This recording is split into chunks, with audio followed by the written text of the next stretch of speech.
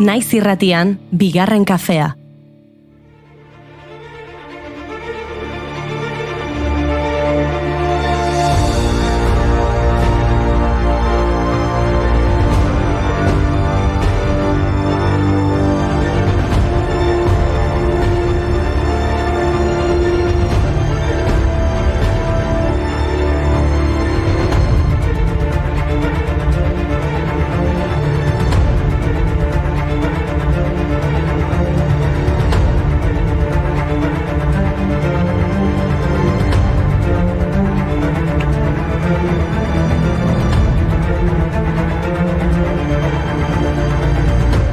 Aizu Malaletxe harrean honi, gidoi hontan irakurtzen hasteko pozpozik gaudela. Baino txipaldaketa egingo dute, lasai, gero kontatuko izu zeatik nioen Malaletxean. Oso iraupen motzeko Malaletxea da, ezkezkatu. Ai... Eske... Malaletxeakin kafez nerik ez, Arratsaldeon kafezaleok, pozik gaude, aste arte hontan, egoaizea delako nagusi. Baina kontuz, esaera zarrak dioen bezala, egoaizea, eroaizea.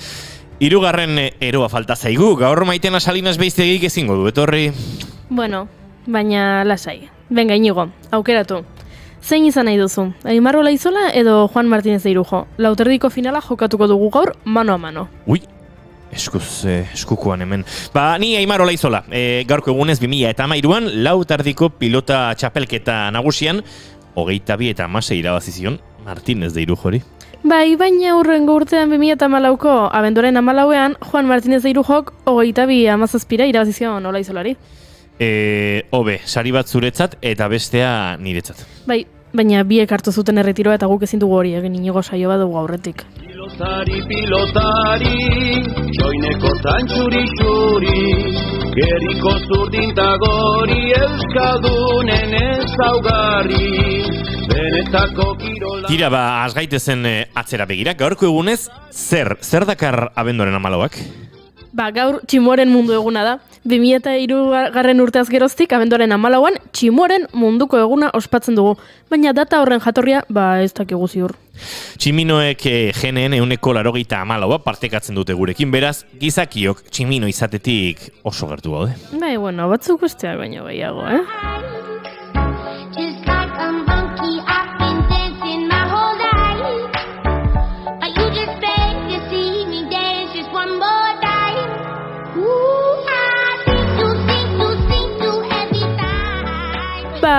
Guazen gaurko egunez jaiotakoekin, izen bat proposatuko dizut. Jane Birkin. Gaurko egunez jaio zen Jane Birkin, Britania abeslari eta antzezlea 1960ko hamarkadatik aurrera Frantzian bizi eta lan egiten duena.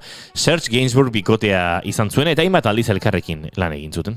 Je t'aime moi non plus, abesti ezaguna izan zen bien arteko lehen lana. Abestiren letra bi maitaleren arteko sexu topaketan gertatzen den alegiazko elkarrizketa bat da. Abesti oso polemiko izan zen, ordura arte ezein abestik ez zuelako antzestu hain ekintza sexual zuzenik. Ez da 1960ko hamarkadako iraultza sexualean ere.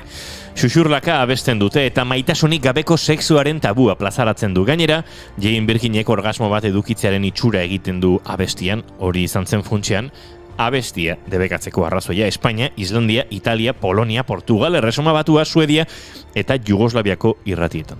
Baina gauzak asko aldatu dira, eta gu oso modernoa gara. Beraz, irrati hontan ez dugu abestia zentsuratuko.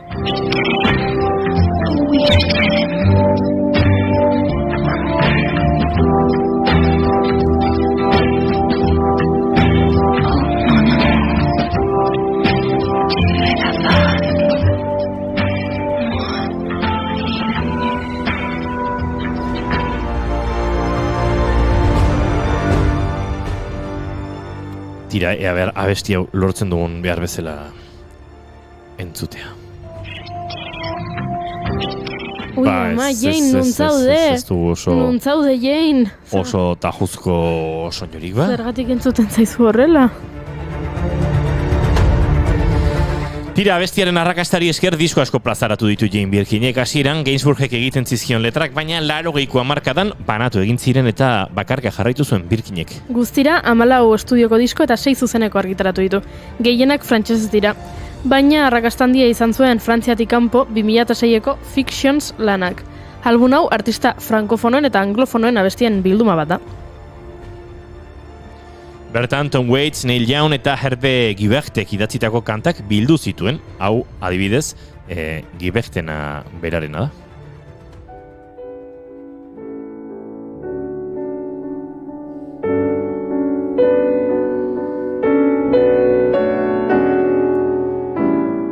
Baina Maurice Ravelren piano.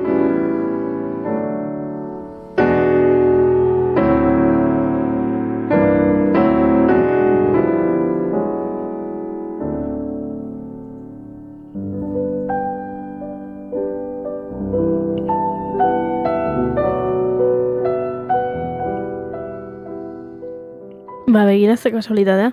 Gaurko egunez jaio zen Guibert jauna. Frantses argazkilari eta idazlea izan zen. Argazkilaritza eta literatura ostatu zituen eta noski, argazkiak izan ziren bere liburutako protagonistak. Berak idatzi zituen L'image fantôme, Le seul visage, Le chien, La nuit qui n'a pas sauvé la vie. Horrelakoak batzuk adibidez. Lan handia egin zuen Frantzian iesaren estigmari aurre egiteko. Pelikula bat egin zuen gaiaren inguruan, La Pudor o L'Impudor.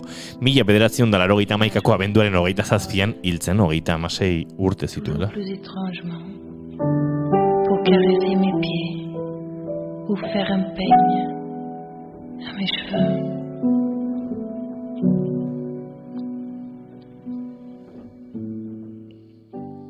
Baidazle batetik bestera.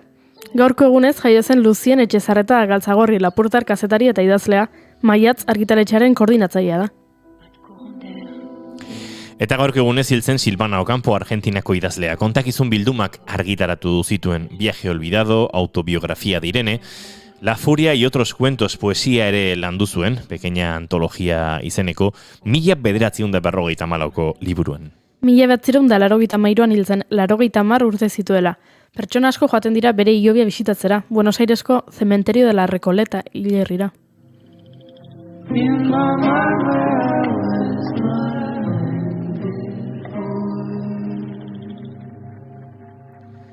Bart Golden Globe edo Urrezko Globoak sarien izendapena jakinarazi dituzte eta Alberto Iglesias Donostiarrak izendapen bat jaso dut. Musikarik onenaren saria jasotzeko lehiatuko da Madres Paralelas filmaren soinu bandari esker. Sarien 79. edizioko ekitaldia 2022ko urtarrilaren 9an egingo dute. Baina ez da bere lehen izendapena. Izan ere, 2008an The Kite Runner pelikularen musikarekin lehiatu zen Urrezko Globoetan.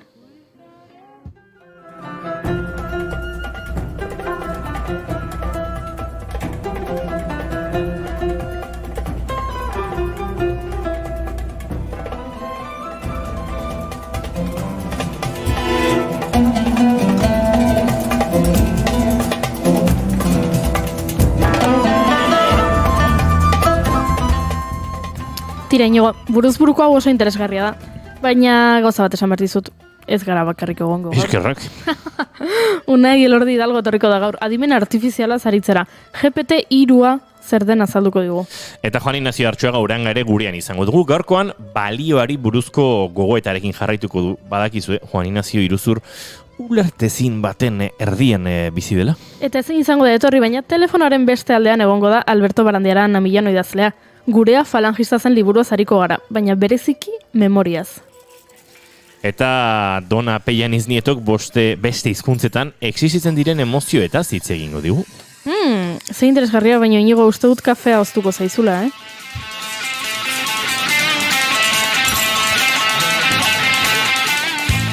Abenduak 14 ditu gaur eta asteartea da, ongi etorri guztioi, bigarren kafera.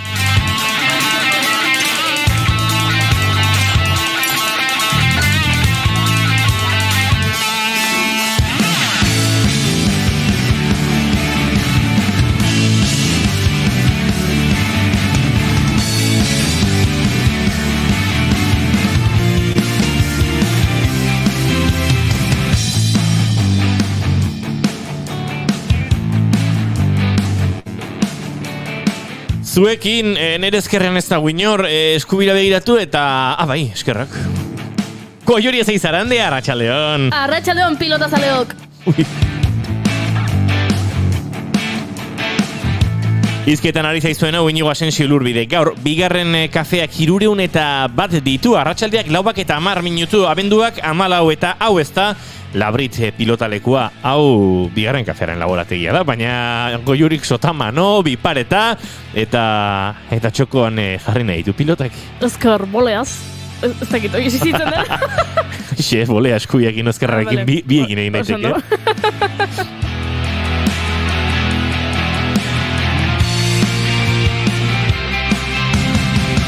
Segitan gurekin Dona Peian iznito maite dutak, Juan Ignacio Artxoaga, Alberto Barandiaran, Unai Elordi Hidalgo eta horta artean pilatzen ditugun bestelako, gonbidatu pila, kaixo, nire maite duta da konturatzea, baserria maitzen dela nire reality maitea dio Gorka Goierritik.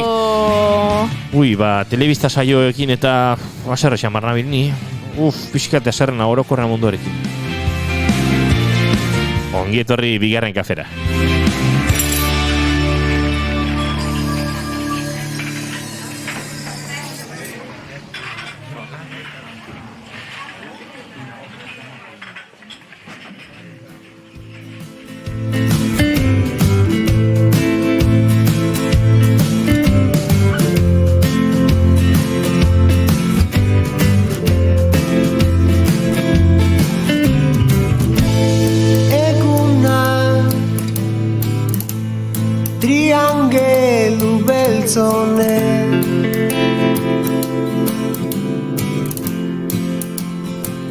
Irentsita laguntza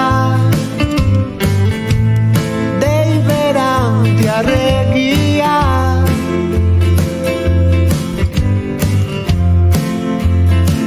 eskegita guru nekatu honen hibernazioa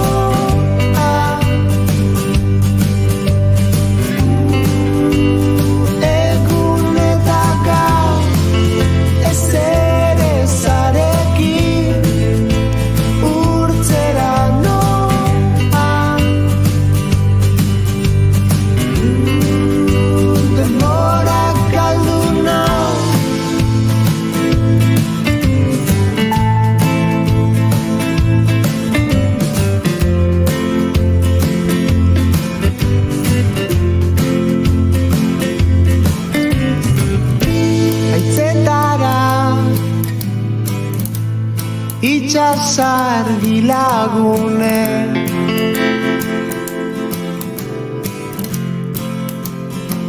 bidalita ekarriz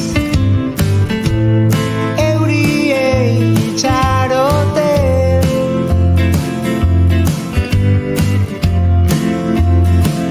eserita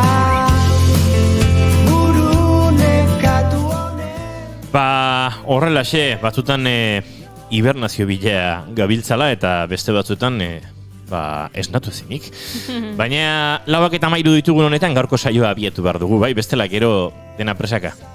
Pilatuko zaigu, gonbidatu asko, gai asko, eta maite dute lehen heldu beharko diogu. Goiuri, zein da zure maite duta? Nire maite duta da, gaur Twitterren ikusi duela pertsona batek jarri duela bere zapataren, zapata berriak zituen, eta argazki bat jarri du, eta jarri du, idatzi du, gaur zoriontsu izateko zapatak estrenatzen ditut, eta eguna oso zoriontsua da. Eta irakurri dut eta pentsatu dut, ala, zoriontsu izateko zapatak existitzen dira.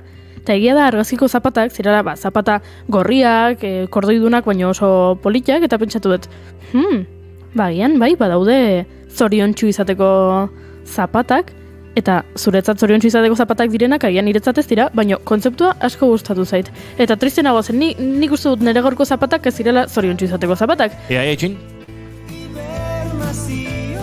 Ez? Ez. Beltzak, xosito pixkat, korre falta. Horregatik, baina badauzkat zoriontsu izateko zapatak. Beraz, armariotik atera behar ditut eta jantziko ditut, biharko eguna zoriontsuagoa izateko.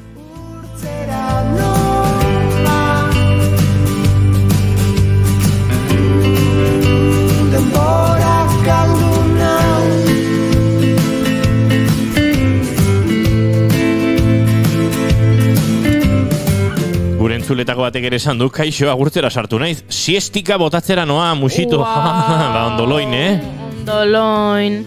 Baina musito ez, Musito? Zer da Ze musito? gauza itxusiak egiten dituen jendeak, ez? Musito. Ona etorri izatea guri siestan sartu behar duela eta hala, eta gu lanera, ez? Bai, musitori gabe.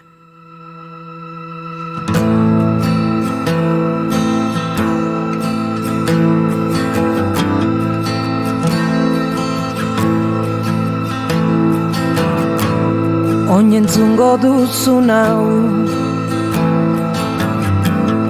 oinentzungo duzun hau, oiukatzen zun auzoak, funtzionariari langileak, tabernariari mozkorrak.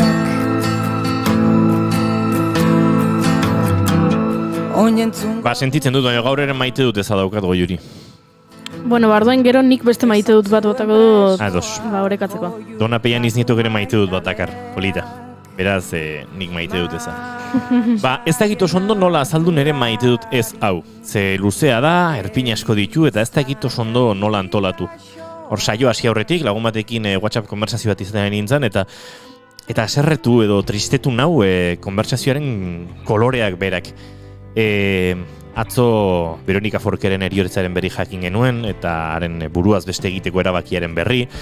Eta egia esan nik enuen Masterchef delako saio hau ikusi, ez nekien Forquean zegoenik ere, enekien gaizki tratatu zutenik, edo ark ere besteak gaizki tratatu zituenik, akaso haren gaitz mentalaren inguruan pedagogia oso gutxi egon zela, badakite saioa grabatzen bukatzerako eta edizioa esterako bazekitela. Forkek osasun mentalak medio erabaki zuela, saioa uztea eta gaizki zegoela, eta guztiz ere saioaren martxa guztia, edizioa, begiaren indarra non jarri, azpimarra zerri egin hortan, berdin izan zaiela Forke gaizki egotea. Ez dut inor Forkeren heriotzaren errudun sentitzea nahi, eta ez da inondik inora esaten ari naizen honen helburua.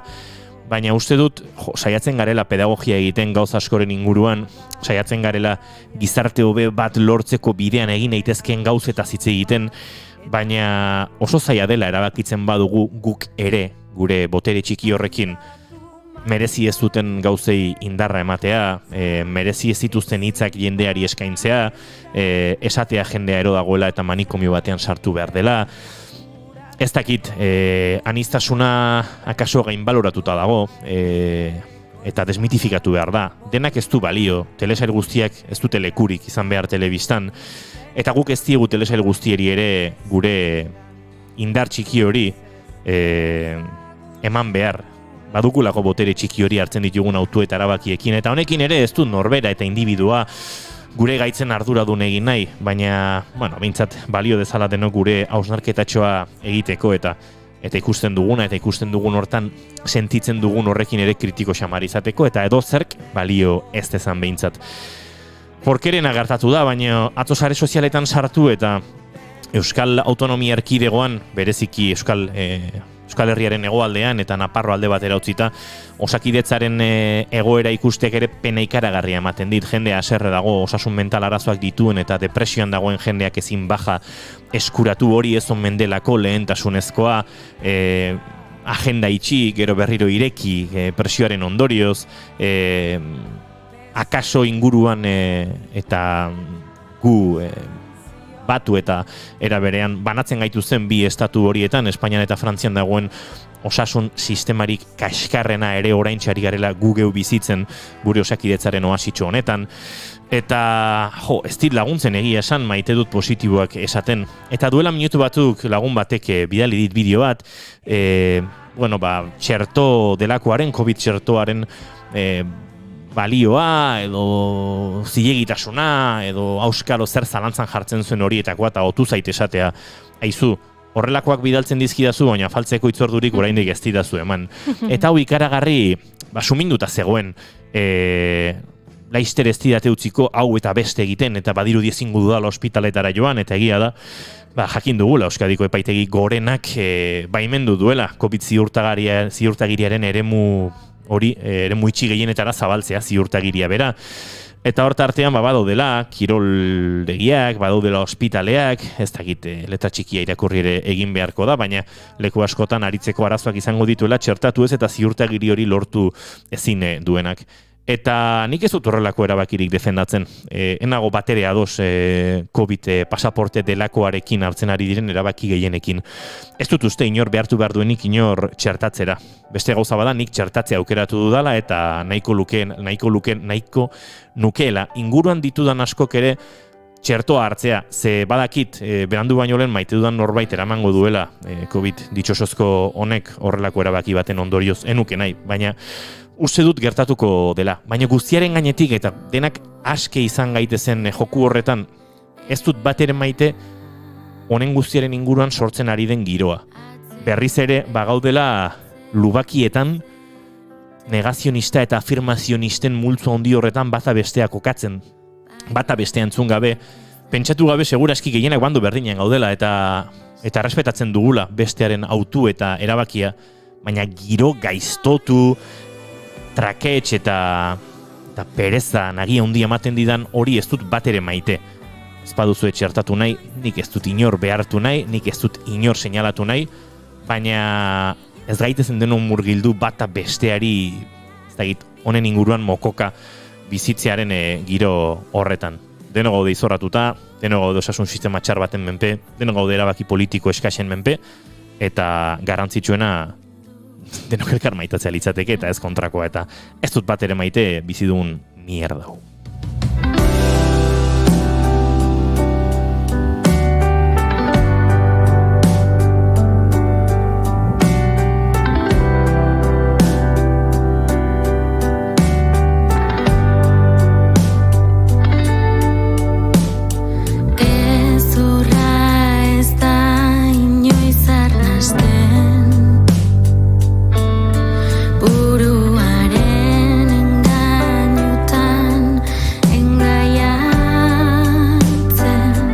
Dona Pellaniz Nieto, arratsaldeon.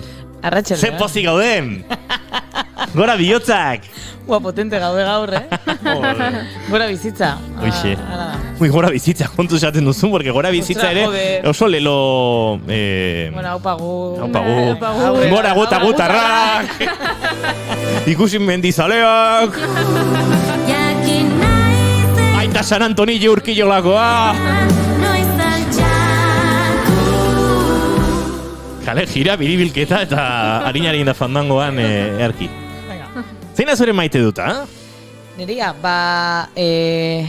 korrika sartu naiz kotxean gaur, eta batean irratiak maite dut bat oparituit. Ez duna ezagutzen. Lastanaren abestiaren bertsio bat. Wow.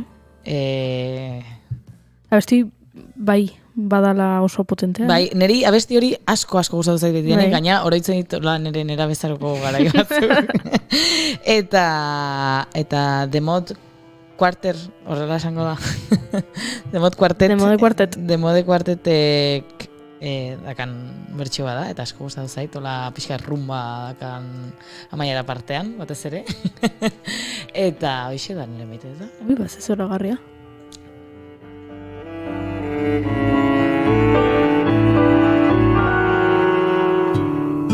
Zarriko korapil sendoa, nahi nuke askatzea, kantu hau bukatzean. Ezagutu zenun sumendia, etengabe jauzian, hitzaltzen doa orain. Aitortzen dut, aseran jola soil bazen, haragiaren gosean. Eta bitartean gure entzulen mezuak ere baditugu, hemen ni zoriontxe egiten haute Tolosako teiek, dio Gorkak. Ez da gaizki. Axuri beltzak dio, ni aspaldi pasagabe nengoen eta bizirik nagoela esatera etorri naiz. Gora bizitzak, ez dakita. Jon Lize dio, kafe berrion, nahi txikitan esan ziaten oso zoratuta nengola, bakarrik aurkezteagatik. Haupa Jon Liz, esateu Gorkak. Jon Lize dio, horren sakon jarri gabe, maite du txertuari esker gorputze imantatuta izatea. Magnetoren geroz eta antz gehiago izateko. Karakola eta barea ez dugu dona ikusten, orain bai, barkatu, aztuta genuen donaren irudia, orain ikusten duzu, Indarrak estali dizki begiak azkenik neri ere iritsi zain sentimentu garaia sentitzeko garaia Aitortzen dut Nere beste maite dut, falta da. Egia, horikatu bartzen nula. Bai, eskerlazia dauka donak gaur karri duen gaiarekin. Ikusi dut Alemanean badaola esaldi bat, esan nahi duena, aber nola azaltzen dudan, Esaldi bat ba omen da esateko nahikoa bisitatua sentitzen naiz. Hau da, Nahikoa. Etxean balin bazaude eta gonbidatuak balin badituzu, eta ia momentu bat iristen da, eta esaten dezuna, nik ja nahi dut jende hau bere etxea jutea, eta ni lasai asko hemen gehatzea nere etxean bakarrik, eta lotara juteko errolako zerbait. Eta ba omen dago, esaldi moduko bat, hemen daukat idatzita, baina naiz saiatuko irakurtzen, ze luzea da eta nik alemaniera ez dakit. Baina, bai, esateko, bai, jazta, bisitatua sentitzen naiz. Nahikoa, agur. Eta asko gustatzen zait. Eskatuko dizut goiuri bidaltzea WhatsApp hori esateko. Jendeari. Eta esaldia ez dakik urdun, ez? Neri gertatzen zait. Ich fühle mich jetzt genug besucht. Vale. Ez genuen besotan. Ez ba. Listo.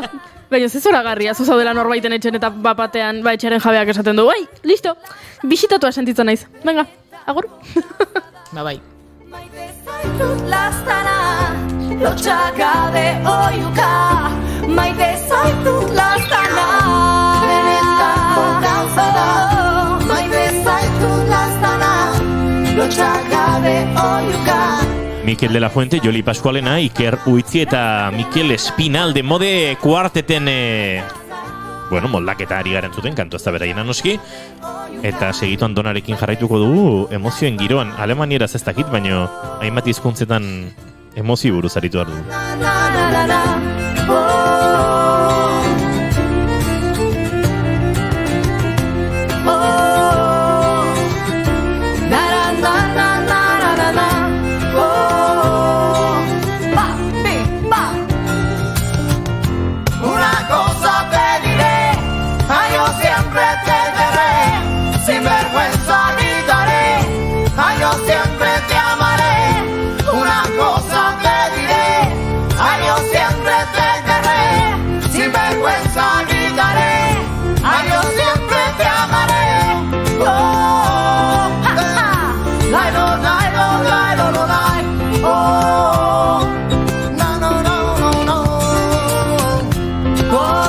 Arratsaldeko 4:28 minutu, bigarren kafean zareten naiz irratiaren sintonian, eta guk saioa hasi dugu, baina hasi ere berriro, ez dakit, hasi behar dugu nola bait.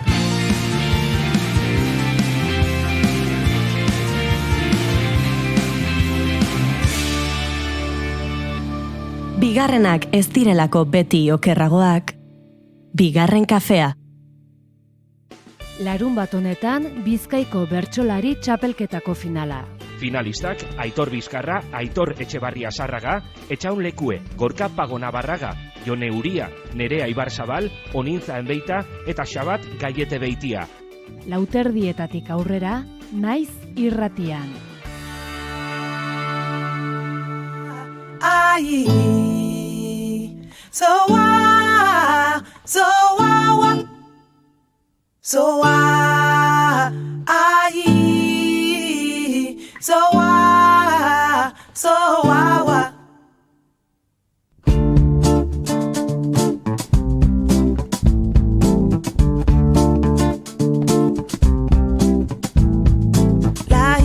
La Muhammad Rasulullah kone bina kumasa.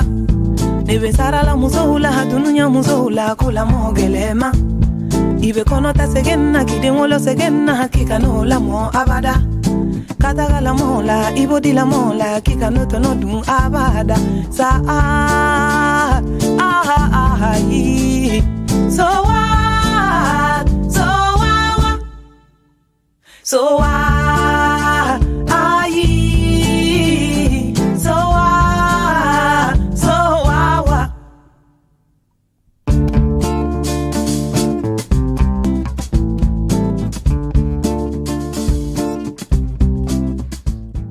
duzu, haua.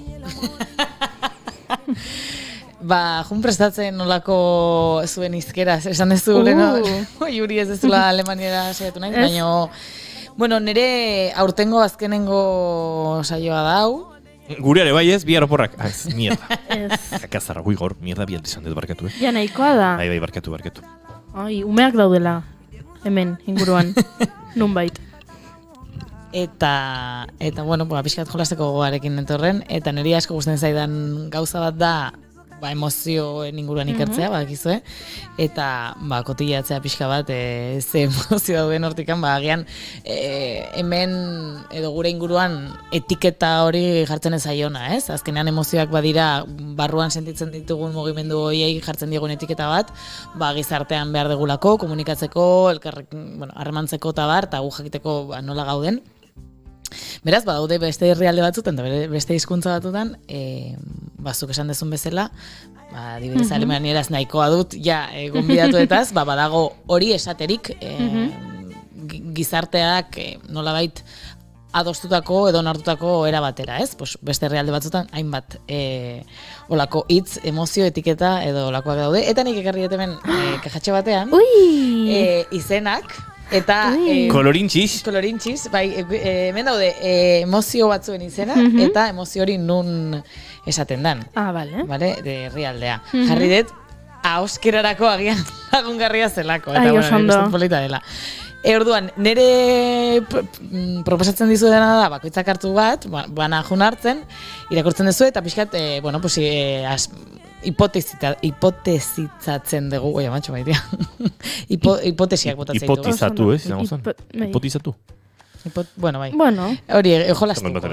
Eta gero nik esango dizuet zer dan, eta hori. Eta hemen daude ere, Instagramen esan ditugun 3, eta hor, bueno, ikusiko dugu aber jendeak zesaten duen, eta bar, orduan, pasatzen dizuet kutsatxoa, hartu batez. Zeinetan badaude paper ezberdinak, emozio edo etiketa ezberdinak, eta, bueno, jun irakurtzen, hori kamarera irakutsi, porque agian gure ahoskera ez da den bestelakoa.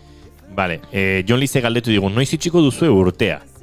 Noiz itxiko dugun urtea? Jon Liz, nik ere jakin nahi nuke, baina goiurik erabaki behar dut, Gaur erabakiko dut eta bihar esango dizuegu, lasai. Zer nahi duzu, gu kanpaikadak ematea? Zea izu, nire bizitzako ametsa. Bai.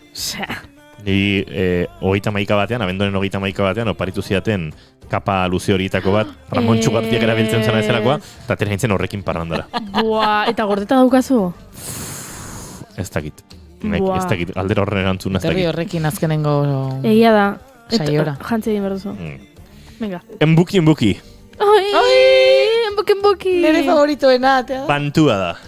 Bai, bueno, hau, ni ikertzen ari nintzela, edo kotillatzen edo guskusatzen ari nintzela pixkat honetaz, batean izan zen niretzako, kriston emozioa eman zian hori irakurtzeak, zeneri hori, mbuki,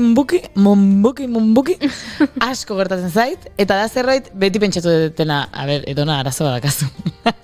Ze jendearekin konpartitzen non, eta jendea esaten zuen oso ondo maitea, posteina ezagutzeaz, eta irakurrenean esan nun, tokia du. Eta, bueno, honekin ere aprobetxatzen da esatea, ze nolako garrantzia dakan sentitzen dugunari izena jartzea. Ze horrek egiten du, hori, zoroak sentitzea, kontestualizatzea, bakarrak sentitzea munduan, beraz, bueno, eskerrik asko bantuak edo bantuerari, neri tokitxo bat egiteagatik. Azkenean, ez dakit nola zetan, pentsatzen mbuki, esango polilla da. Fonetikoki oso polilla da. Oso mbuki. Baina maten du, hemen askotan lagunak etortzen zigu goizean bisitan umeekin, batez ere bat etortzen da. Eta umea sartzen ikusi eta esango zinuke, mbuki. Baina esan nahia bestelakoa du, ez? A ber, bantueraz, mbuki, ze esango, edo ze ustez edo ze izan daiteke. Hau ere, Instagramen esan dugu. Hasiera batean, pentsatu dut zela alaitasunarekin erlazioan zuen zerbait. Enbuki iruditzen zait. Enbuki, ez dakit oso, ez dakit, pozarekin erlazioa duena, baina gero pentsatu dut, igual izan daiteke baita, enbuki. Nora, zemon zaude? Enbuki. Edo... Aizu hau, bukin. Osasuna ondo, buki asko. Beraz, hitza politiegia irutzen zait, baina nik uste dut, buki dela kokoteraino egotea. Vale, Asensio badalakazu... Nei lehenengo entzunaldian horrela, bai pixkatu mei, hola, politiori, baino, ez dakit, Xamurtasunaren... bai, maite zaitut bat baino gutxiago den zerbait, baina aldi berean oso goxoa den zerbait. Ui, pitxi, bai. Horako zerbait. Pitxi, beste bat, asmatuko dugu hemen. Eta esaten maizuet, bugi. Bai. Uste dela bugi kontzeptua hemendik handatorrela? Ui? Uste dela, uste bat da. Orduan, pixkat dantza giroan gehiago. Dantza giroan? Bai, buki, con flow, with the flow. Buki. Ingelesez with the flow izango zen, o with flow, o nola da? With the flow da ingelesaka da. Go with the flow? Junto el flow. Go with the flow? With the flow. With the flow. Go with the flow. Bueno, en buki. Buki izan como, dantzatu aske. Ba, hainaske dela, dantzan ari zarela, arropa erantzeko gogoa izatea. Wow, buki, ze ona. Bukin. Bukin. Uy, booking.comen, bukin. Wow. Que te atrapan, no te deja ver la luz. Tum, pam.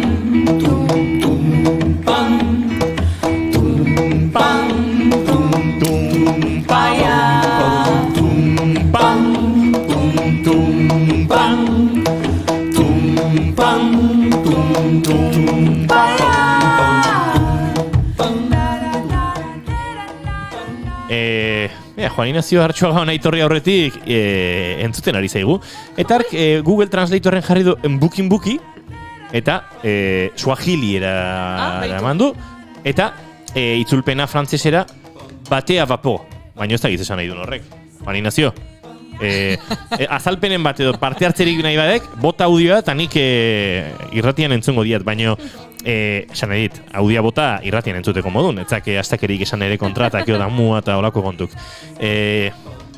Gertatzen da, bueno, saiguk zen nahidekin esan da. Adibide, izan daiteke itzulpenak egiterakoan ere, beste hainbeste itzulpen izan ditzazketela, hemen dudan lista hundia, ez? Lurrun itxasontzia. Bueno, izan daiteke bai, sojileraz, pues hori izango da. Ze gauzak. Ba, lurrun itxasontzi baten gainean, bugi dantzatzen, with the flow, arropari gabe. Hombre, eta taberna batean, jende asko, beroa, hor lurruna. Ui, taberna batean jende asko, COVID ziurtagiria. Bueno, a ver. Hori ez doa bat buki filosofiarekin. Ez bat erez. Hala, bapia gustatu zait. Bai. Vale, zan, dantzatzen ari zarenean? Arropa kentzeko gogoa nahia izatea. Era, askatasunaren, bai, ez, puntu gorena. Teneri asko gertain zait hori, ez bakarrik dantzan nagolean oso, bai, estitazio maila handia da dudanean, emozionatu nagonean, soberan dut arropa askotan. Eta beti pentsatu, zergatik gertain zaita, bueno, pues, badu hitza. Oso ondo, banik bezala daukat hemen. De Adirri. Dadirri. Eta nungoa da? Dadirri, Australiakoena. Vale. Australian abogiera. Abogiera barkatu, aborige, igual gaizki datzi dut. Bueno, Australiako hizkuntza aborigenetako... Hizkuntza aborigenetako batetakoa. Ze asko daude Australian, Dadirri. Ze uste ez izango dela? Sakona da hau, Ez da bugi. Munbuki. Sakona da. Bale, orduan zerikusia dauka baretasunarekin. Bale, ez oaz urruti. Ui! Baretasuna baino, gehiago, ekintza bolondres bat eskatzen du.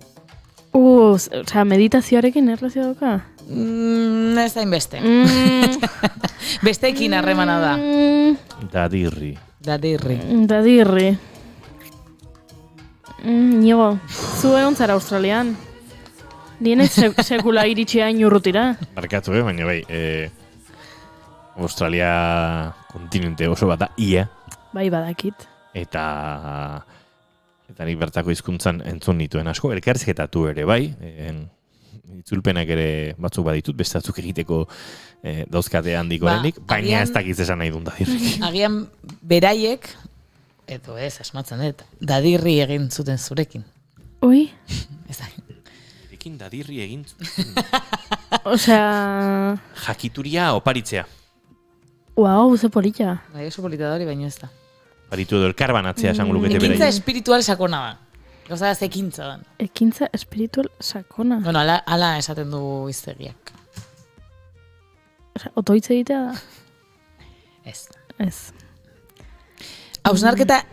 Hausnarketan eta errespetuz entzuten oinarritzen den ekintza espiritual sakona. Ai, behar dugu pixka bat hemen, Dadirri pixka bat behar dugu. Dadirri... Ostras, ja, ze kontu... Polita da kontzeptua nahi gustatzen zait, izan ere askotan entzutea bakarrik ja ez ekintza espiritual sakon bat moduan, baizik eta errespetuz entzutea ja ekintza moduan hartzea. Nola hain naiz entzuten? Errespetuz eta hausnarketan oinarrituta, ez? Iruditzen zait kontzeptu oso polita. Pentsa, nik uste dut inoiz irratean kontatu dudala. Nik batez ere Australian egon naizenetan, aborigenekin harremanetan, desartu zentral inguruen egon naiz, Manparwe edo Britaniarrek kolonek Alice Springs izendatu zuten hiri hartatik 100 kilometro gora eta bera Ulururaino iritsi eta esparro oso zabalean baino inguru horretan eta bertako kulturan. Eta pasan dituen 3-4 egun bertako antropologia aditu batekin eta aborigenen giza eskubideen inguruan borroka egiten duen militante batekin bertako kultura ulertu nahian eta bazoden hainbat zertzela da oso oinarrezkoak egon gutxitan ulertu beharrekoak. Bata, eurentzat eskerrik asko hitza ez dela existitzen. Hori izot inoiz kontatu dizu edala. Kontrato soziala oso aintzinako dute, sozialismo edo protosozialismo hori ulertzeko moduan, eurek gauzak egiten dituztela inork eskertu beharrik gabe. Hau denona da, eta laguntzen dizute nera nahia, nera arreba, edo nere airea zarelako, ez da? Eta bestea zen, eta honek baduia, kolonialismoarekin lotura noski, gizon txuri ikertzailearen paperura gorrotu zutela. Askotan, bertatik, jakituria lapurtu dutelaren sentsazioa bizi zutelako. Orduan, elkarrezketak egiterakoan, ezin genuela elkarrezketa bat egin gure logiketan egin zitekeen bezalaxe. Galderak ez zirela egokiegiak. Orduan, normalean ikan egin dituen, jakituria, elkarretruke baino jakituria xurgatze horietan, esaten nien batetik, ulertzen nuela non neguen, ulertzen nuela ura haien lurra zela naiz eta australiar bisadu egin bar izan nuen bertara iristeko, ulertzen nuela edo zerbait banekiela eta interesatu nintzala euren historia eta euren egoera ezagutzeagatik, mesedez nahiko nukela euren hizkuntzean aritzea, naiz eta nik galdera ni ulertzeko ingelesez egingo nien, eta ondo bazeritzoten, nahi nuela eurak kontatzea, momentuak, inguruak eta euren egoerak sortzen ziena edo. Eta hortik abiatzen zen euren testigantza sorta. Eta tarteka, beraietakoren batzuk ingelesera jotzen zuten, nik zerbait ulertzeko beharra sentitzen zutelako, naiz eta jakin gero nik itzulpenak jasoko nituela elkarrizketa hoienak, ez? Baina bazauden euren arbasoekiko joerak eta bar. Eta bukaeran, luze hitz egin eta gero, aukera bazegoen, kulturalki onartuta edo, ondo alderitzozu galderaren bat egiten badizut, eta bai, egidazu galderaren bat. Orduan galderaren bat egiten zenun. Baina, aipatu duzun errespetu eta entzute hori, uste dut kulturalki oso txertatuta dutela eurek bai. Azkenean, sentitzen dugun hori edo etiketa hauek, ez emozio ditzen dieguen etiketa hauek edo sentimendu edo dena delakoa, kulturarekin oso lotura sakona dute. Orduan, kulturak determinatuko du ze izki, ze nola pronuntziatu, ze izen jarri, sentitzen dugun horri, ez? Zuk Goiuri esan dezun bezala, monbuki jakin gabe, hiru tonalidade ezberdinetan esan dezu, eta horrekin adierazi dezu pixkate hiru sentsazio ezberdinak. Bueno, pues azkenean hori kulturalki, zer ikusi edo zer esan handia daka. Azkenean beste kultura batera goazenean, zuk diozun bezala Asensio, oso garrantzitsua da noa goazen jakitea, ez?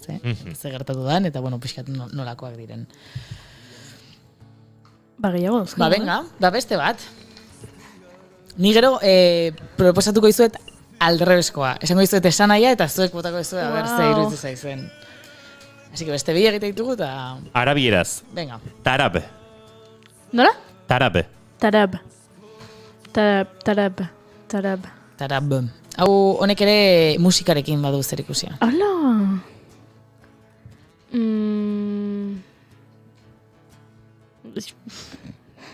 Oso zaiak dira. Tarab. Oso zaila, te asmatu imarda. Tarab. Venga, a ver. Venga, sentitu. Buah. Ez dakit zergatik imaginatu dut jatetxe bat, Tarab izenekoa, eta sekulako festa barruan. Vale. Eta ze emozio, nola dirazi ezakezu, venga, ba. Hortik handi joa, zoriontasuna, ospakizuna. Bai, ospakizuna. Musikak eragindako estasi edo edertze egoera. Ai! Txikipum! Hola! Txikipum? Enpatak iraian zulatu ditu Ondo da? Biak zehonak, ez? Osea, musikarekin sekulako tarap eta hain tarap zaude Enbuki. Enbuki. Ua, zeona. Enbuki asko esaten duzunean, badirudi, arropak entziaz eta dantza egiteaz gain beste zerbait egingo duzula ere. Enbuki. Baizu, japoniera. A ber. Shinrin yoku.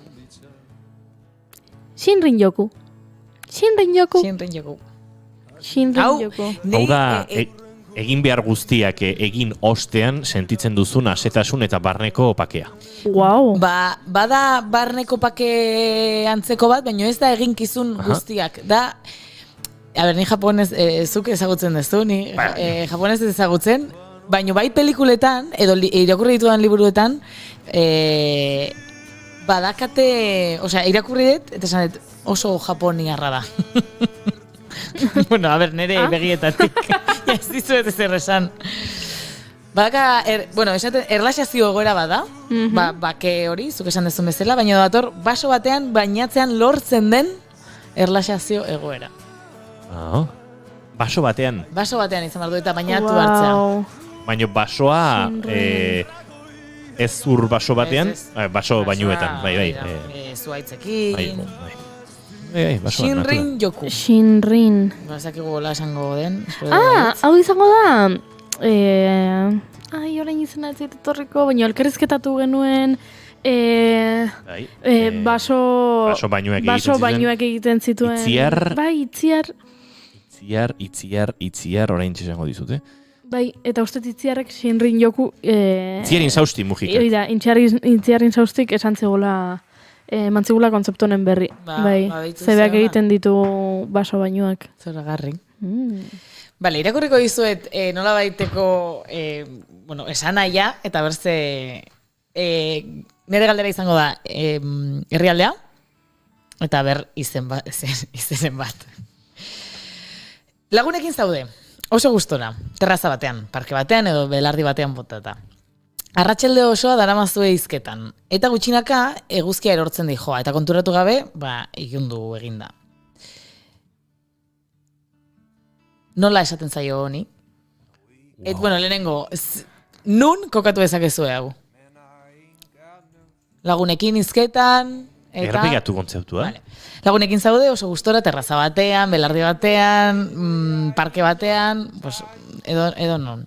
Arratsalde osoa daramazu hizketan, hau importantea da, lagunekin hizketan egotea, eta gutxinaka eguzkia erortzen junda eta bapatean konturatu gabe, ilundu eginda. Eta horren izen asmatu behar dugu? Bai. Dona, hau oso zaila da. Bai, bastanteko zailtasuna dauka honek. Erresa zenik ez dut esan. Zaret jolastu egingo genula. Nun kokatu ezakezue? Nun? Bai. Nun fizikoki edo emozionalki? Fizikoki, munduan. Geografikoki, Hori nahi da. Kontzeptu horri zein kulturak edo eman izan diezaioken izena, ados. Ni Ego Amerikara joko dut. Bai, bida, orain etorri zait, jamanak etorri zaizkit. Eta non daude? Esango nuke, Ego Ameriketako oso hegoaldean, suaren lurran edo tierra de fuego delako inguruetan. Ba ez, arabiarra da. Arabiarra da, bai. Eta da, samar. Izpolitia, samar. Bai. Bai, eta da, arratsaldean eseri eta jendearekin hitz egitea. Arabiar samarra da, bai. Txiste txarren Oso txarra. klubetik bere botako nautela izte. Oso txarra. Samar, eserekin. Hey baby, I'm just about starving tonight. I'm dying for some action.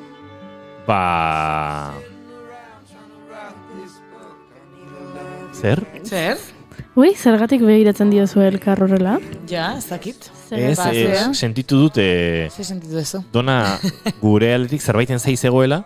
Eske esan dezu, orduan begiratzen gelditu naiz, abertze esango zenun.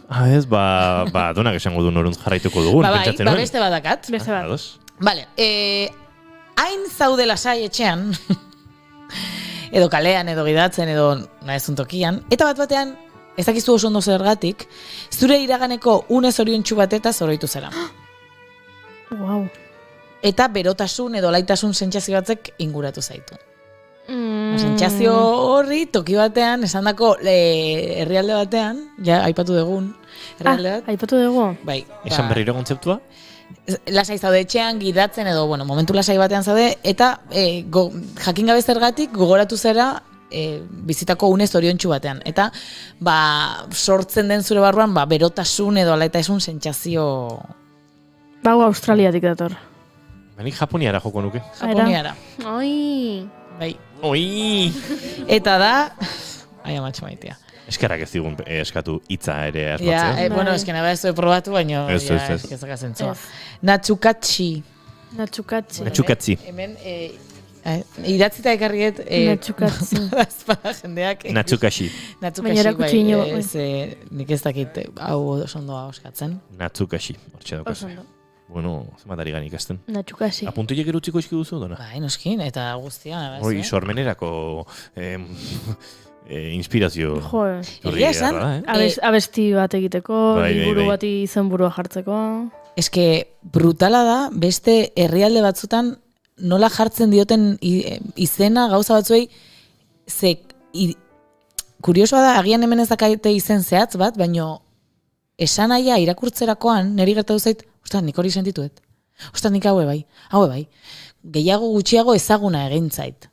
Bai? Adibidez, bazegon bat uste Norvegiarra edo ez naiz gogoratzen, esaten zula hankaren atzealdea berotzea sutondoan. Wow. Bai, evidentemente, lehen esan dugun bezala oso kulturala da. Noski, oso zehatza da. Oso zehatza da, gaina da, hankaren atzekaldea eta berotu behar duzu suarekin. Bitzatzet agian gaur egun horrek evoluzionatu dula edo dena delakoa. Ni zu tondoan egon naiz, eta eukide sentsazio hori.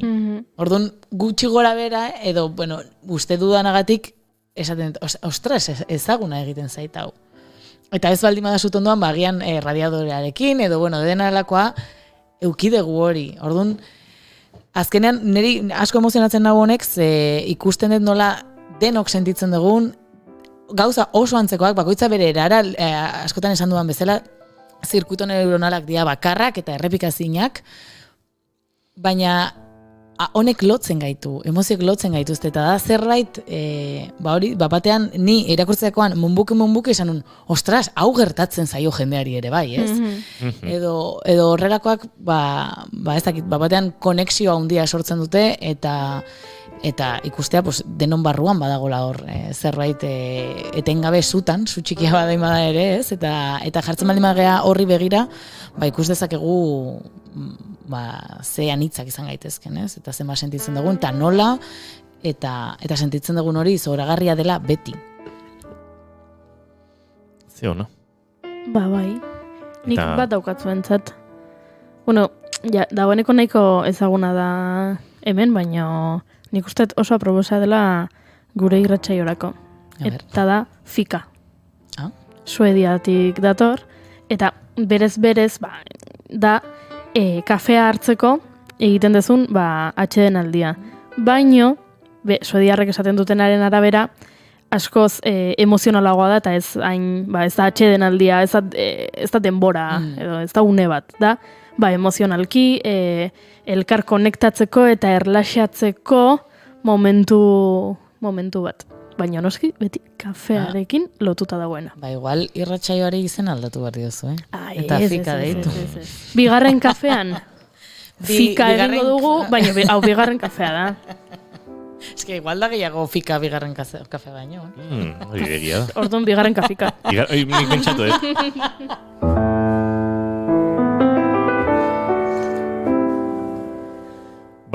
Dona peian iznitu agurtu ere egin behar dugu. Honeko atxaleko 5 minutu gutxiago ditugu. Ez da gita azken mezuren bat baduzu. Ez que begira da erakorri dazu. Bukatu nahi nuen saio hau eta urtea.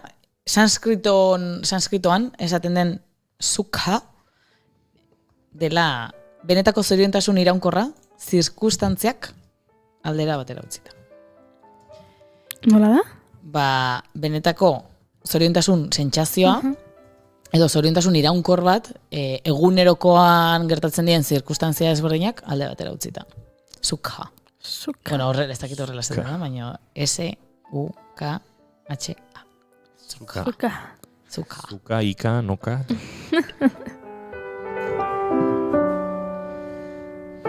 Dona Pellaniz Nieto, hemen fika oso gustora, zuka ere oso ondo, baina uste dut benetan enbuki da egiteko gogoa dugula denok. Oraintxe iritsi zarela bigarren kafera eta enbuki zer den ezagizula. Horrengoan lehenago iritsi. Edo entzun berriro gure saia gero zentzirikatuko dugu, hortxe saretan zuentzat.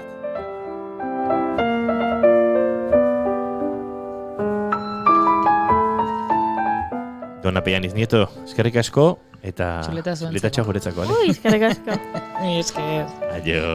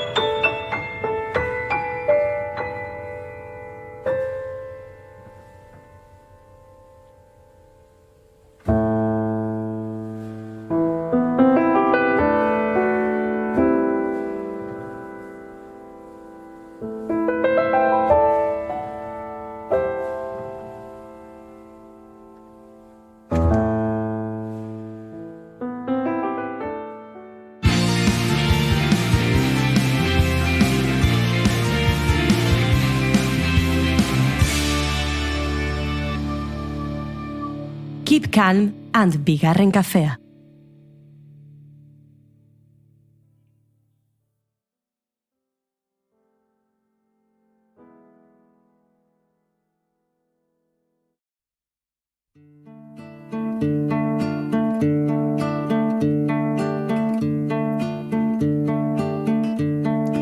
Eguzkiak urtzen du goian, gailurretako elurra.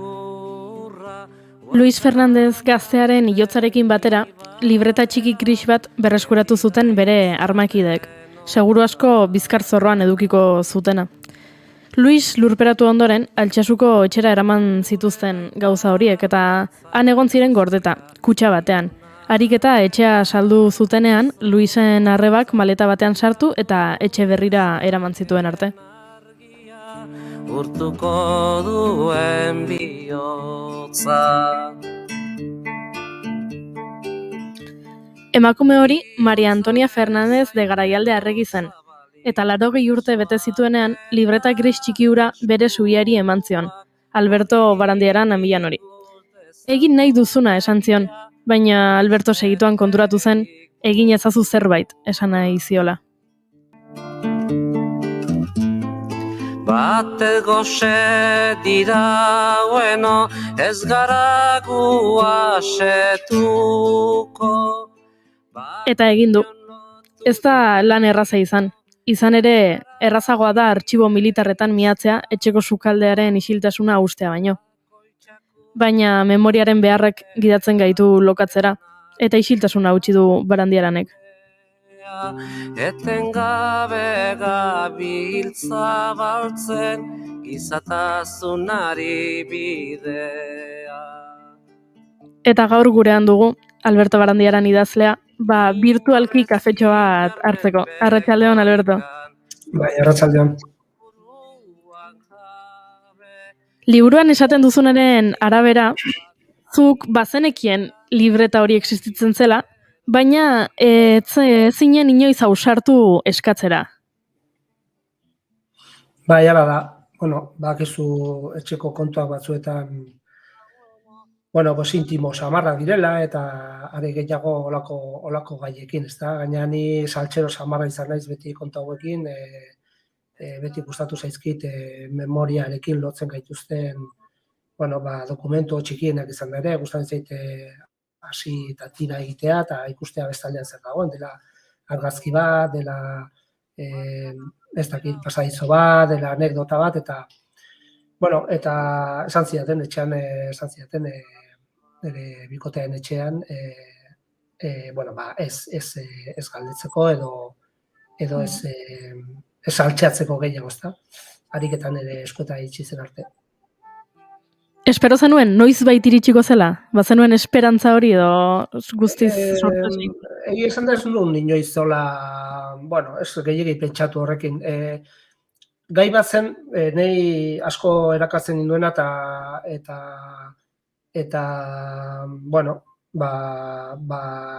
interesa pizten zidan, imaginatzen nuen alako batian paperen artean azalduko zela.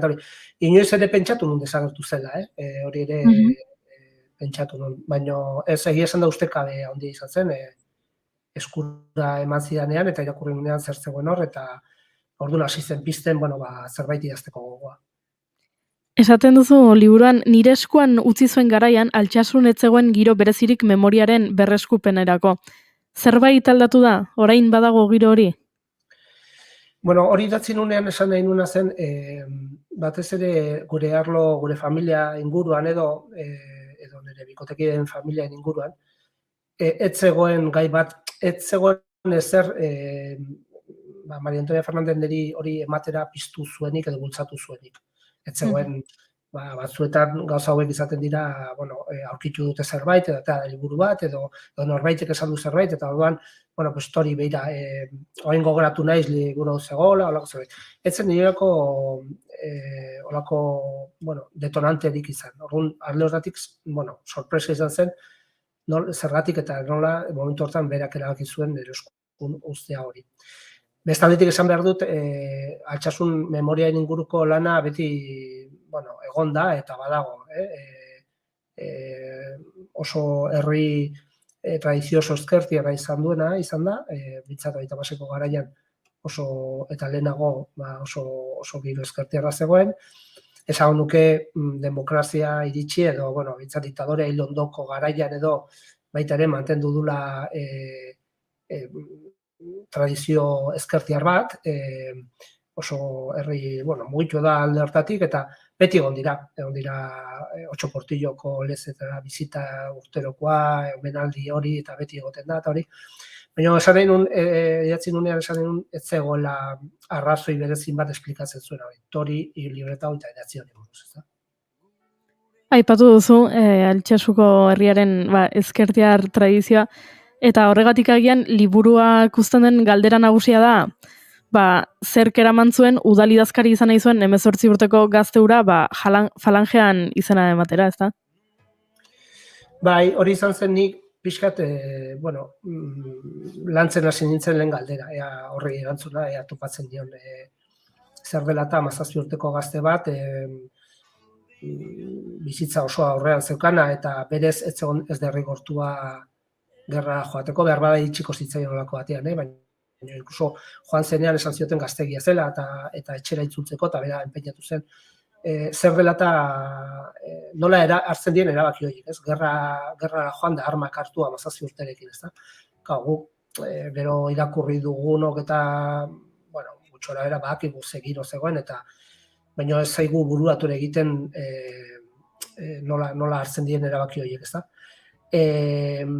Eta gainera, herrian ere, falange ez zen existitzen, baina falange zen existitzen, ella Nafarroa osoan ezen existitzen 36ko orduan hasi zen, 36tik aurrera, eta halako batean montatu zelako olako estruktura paramilitar eta para polizial eta para estatalista bat, dena horren inguruan antolatu zen bizitza asko eta hori. Eta orduan netzako harrigarria zen, zer dela eta eman zuen izena hor, ze beha gainea EAJ-an militatzen zuen, edo hori izaten zuen bitzate libreta batian, eta hori, Altsasun ez egon giroa. Egia da, bere familia eskuindarrak ziren, ez ziren familia ezkertiarrak, ez zuden sindikatuetan afiliatuta eta zerrez. Baina, inkognita handi bat jarretzen du izaten etzat, nola hartzen dira bakilek eta zergatik batean, 17 urteko gazte batek, bestela udala idazkari izango zena, eta esaten duen, noa gerrara eta falangearekin ez. Eta hasi zinen ikertzen liburu osatzeko, eta bidean topatu duzu beste izen bat, Pablo Amillano Baztan, zure aitonarena. Bai, hasi nintzenean, hasieran libreta txiki bat zen, libreta mentxerakak, libreta gauza oso xume bat, eta horrekin ezin zen gauza handirik egin, pentsatu nuen, berregitea berak egin zuen bide guztia, Altsasutik atea zenetik Iruñara, gero Bilabona, Ondarru, Lekeitio, Mutriko horri bildizen da. Pentsatu nuen egitea bere bilbide bera eta kontatzea pixka gaur egungo begiekin berak ikusi izan zuena, eta hasi nintzen Altsasuko giroari buruz informazioa biltzen eta artxiboetan miatzen eta jende elkarrizketatzen, eta, hasi zen azaltzen aitona. Gure aitona gu bagenekien, hori etxean beti transmititu ziguten, eskuindarra zela, Frankoen aldekoa zela, Afrikako gerran egon zen gerra egiten, soldauzka, derregortua, eta hori, mantentzen zuenako liburua Frankoarekiko, eta hori ez zitzaion behin ere apaldu. Baina hori zen guk behintzat etxean entzundako guztia. Gero, lenguzu zaharren batek esan zian, bai, falangen zegoela, baina gehiago ez genekien. Baina pixkat burua sartu nunean artxibotan eta ikusi nunean bai dokumentu zaharrak, dokumentu argitarak batzuk, eta bai, azaldu zen aitona behin baino gehiagotan, hasieran printza batzuk ziren, hasieran ziren argi gorri batzuk ez, kontuz hemen zerbait dago, denen artean ez zuten ez zuten ikaragarri, esaten zuten, noski, gure aitona falangista izan zela, eta ibili zela, edo epaiketaren batean edo, baina holako batean ni deskubritu nun, artxibo militaretatik ateratako paper batzuetan, deskubritu nun, baietz aitona ibili zela deklaratzen Altsasuko batzuen kontra, eta zehazki batean aitortzen zuen Altsasuko jende baten atzetik ibili zela bai Bizkaian eta bai Santanderren, provintzia horiek Francoren aldeko armaden alde geratu zienean, eta ibili zela salatzen, eta horrek aldatu zuen dena, horrek esplikatzen zituen gauza asko, borobiltzen zuen historia, demostratzen zuen batzuekan eta man esandakoa, alegia gure aitona ez zela bakarrik falangista edotzula pentsatzen horrela, eta parte hartze zuzen izan zuela, eta horrek, liburuaren amaiera berri idaztera bultzatu ninduen, eta liburua berari zentzu eman zion, ez? Aipatu duzu, memoriak beti interesgarria iruditu zaizula, baina orain, itonaren berri jakiterakoan, eta, albiste horiek irakurtzerakoan, damutzen zara pixka bat prozesua abiatu izanaz? Ez, bat ere ez. Alderantziz oso pozik nago, egia esan da, iritsi naizelako bukaerara. Oso tentazioa handia egon ziteken, deskubrituta, isiltzeko, hainbat arrazoi daude, eta danak dira oso ulergarriak, izan daiteke familiarik minez egitea, oso jende hurbilari minez egitea, izan daiteke,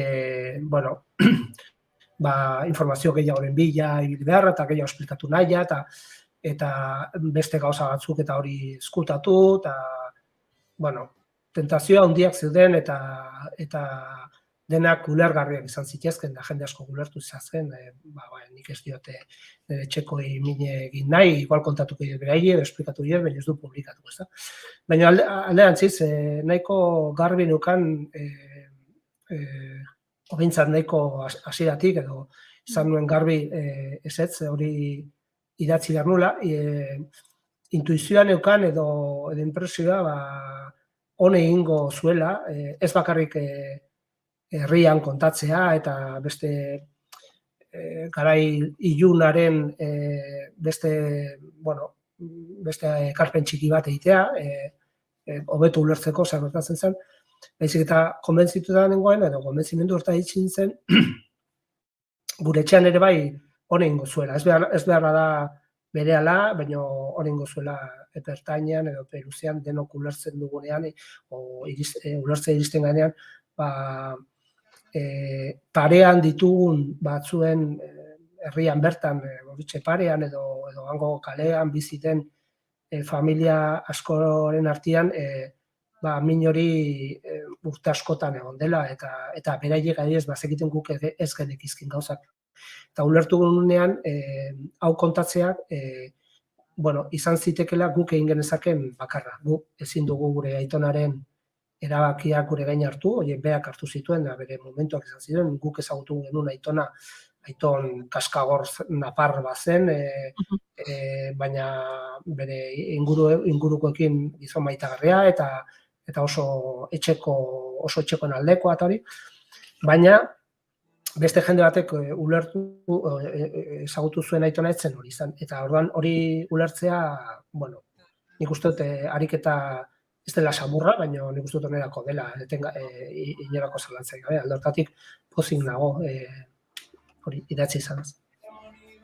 Zu pozik eta guk ere bat egiten dugu sentimendu horrekin pozen garelako liburu irakurri izanaz. Ez dugu spoilerrik egingo, baina bereziki azkeneko atala oso interesgarria iruditu zaigu, oso hausnarketa ederrak daudelako, eta azken galdera bat egin behar dizut, Alberto. Ez da memoria lantzen duzun lehenengo aldia. Mundu txikia liburuan, ipuinez osatutako liburu hartan, aipatzen zenuen baita, ez? Gerra garaiak eta memoriak, eta noski, gure falangista zen liburuan, hori da liburuaren ardatza. Etorkizunean irakurriko dugu Alberto Barandiararen memoriari buruzko beste zerbait? Bueno, ni batzutan esaten du, gustatuko litzaidakela ez dakit, zerbait humoristikoa edo erotikoa edo ez dakit, mundanoa idaztea, ez? Baina, bueno, gero bakoitzak idazten du alduena edo bueno, gogoa pizten diona, eta hori, eta egia da, atzera begiratzen baldin badugu, nik historia eta memoriaren inguruko gauzak idatzi ditu batez ere, gai bat, bueno, mugitzen dauena, eta asko interesatzen zaidana, eta bueno, uste dut denok idazten dugula, bueno, neurri batean irakurri nahiko genituzken gauzak edo interesa pizten diguna, ezta, eta ez alde hortatik, bueno, behar bada mehatxo egin dezaket beste inoiz ere memoria buruz berri idaztea. Gustatuko ditzake beste gauza, bueno, beste batzu. Gustatuko ditzake, hori broma bada. Idazten dute nahi aldu dana, gustatzen zaidana, eta interesa pizten didana, eta, bueno, garbi dago, memoria eta historia, bueno, pizten didala zerbait barruan, eta, bueno, ikusiko gurrengoa ze izango den, baina, a ber. Izan memoriari buruzkoa edo izan literatura erotikoa, ziur izan bigarren kafea hartzeko gonbita luzatzen dizugula, eta aurrengoan aurrez aurre. Hori da. Plazer handiz. Eskerrik asko, Alberto. Eskerrik asko, Alberto.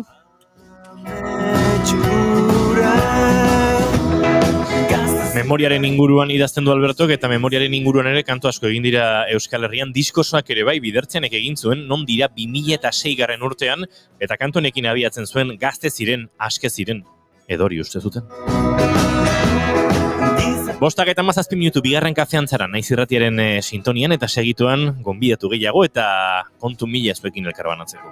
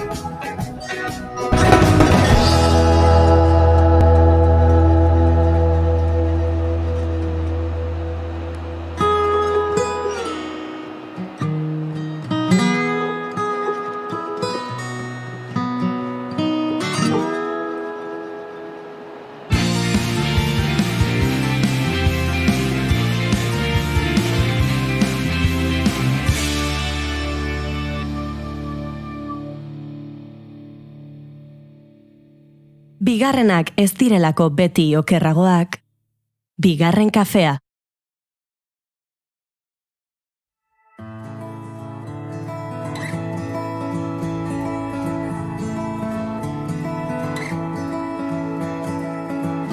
Inozoa goizetik, dabil ispilu bila, kalean aurkitzeko badu aukera pila. Aukera pila. Islabak islabari, antza dio nabari, Askotan esan dizuegu Petiren azken lana ikaragarri ona iruditzen zaigula, gainera dagoeneko, bueno, bide pixkat egin du manipulazio estrategiak izeneko lan honek, eta horrek ahalbidetzen du ere, zuzenean, momentuko talderik sasoikoenetako bat ikusializatea. Akaso gitarretan Joseba Irazoki duela, talderik sasoikoenetako bateko kidea ere bada, talderik sasoikoenetako beste batean. Inigo nekatzen ari naiz. Bai, ezta? Bueno, horre Igor Telletxea, Inigo Telletxea, Joseba Irazoki, Juancho Severio, Et Incarnatuse orkestak osatutako soka laukote bat, guzti hau bilduko du ostegunean, Victoria Eugenia Antzokian Donostian arratsaleko 8:00 izango den kontzertu ederrak, eta bertan Petxi eta etxeko uzta gehi, Juancho Severio gehi, Juancho Severiotik gainurrun ez dagoen Et Incarnatus orkestako laukotearekin ikaragarrezko kontzertua dator. Sarrerak Donostia Kulturako webunean atarian daude salgai, esan da bezala arratsaleko 8:00 izango den kontzertu hortarako, baina guk bi sarrera ditugu. Sarrera bikoitz badaukagu gure entzulen artean zozkatzeko. Eta hortarako, nahiko lana erraza plazaratu dizuegu. Ez du exigentzia maila ikaragarria jarriko. Hau gero sareetan jarriko dugu? Bai, noski. Bada. Baina, oraintxe entzuten duzuenok, idatzezakezue gure WhatsApp edo Telegram bitartez. 688 5 telefonoan. 688 5 telefonoan edo streaming bitartez oraintxeri ikusten ari zaretenok galdera, ez da hain zaila. Akaso gure hurrengo gonbidatuak asmatuko luke. Asmatzen badu, sarrerak ez dia berarentzat izango. Sentitzen dut, Unai Elordi Hidalgo, Arratsaldeon. Arratsaldeon bai. Asmatzen bazu sarrerak ez diezuretzako, baina akaso pistaren bat emango diezu entzulei. Asmatzearen, ez dakit, arrotasuna. Erronka hori, eta manipulazio estrategiak, izenburuak, diskaren izenburuak pistak ematen ditu.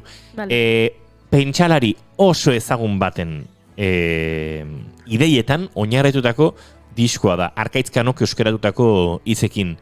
Eta pentsalari hori norden asmatu behar duzue.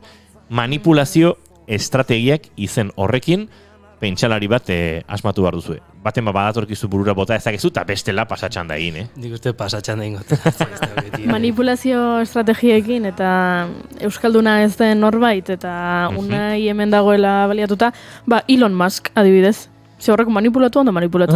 Bida, Elon Musk, ez, baina Elon Muski buruz uste dut Unai Elordik ere zerbait aipatu behar digula. Baina ez, zertxo bait xaharragoa da Elon Musk baino. Zertxo bait gehiago bizitakoa. Pentsa, Filadelfian jaiotakoa da.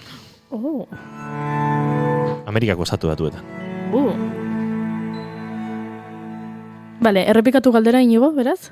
Zein den asmatu behar dute? Hori, zein den edo zeinen ideietan oinarrituta manipulazio estrategiak eta hor dago gakoa sortu zuen Petik disko hau eta asmatzen baduzue sarrera zuentzako asmatzen duzuenen artean zozketa egingo dugu ostegunean saioa hasi berritan 4:00 maite duten tartean esango dizuegu ze ostegunean arratsaldeko 8:00 da kontzertu hori eta aukera baduzue behintzat, aurreikuspen minimo bat ere beharko duzue.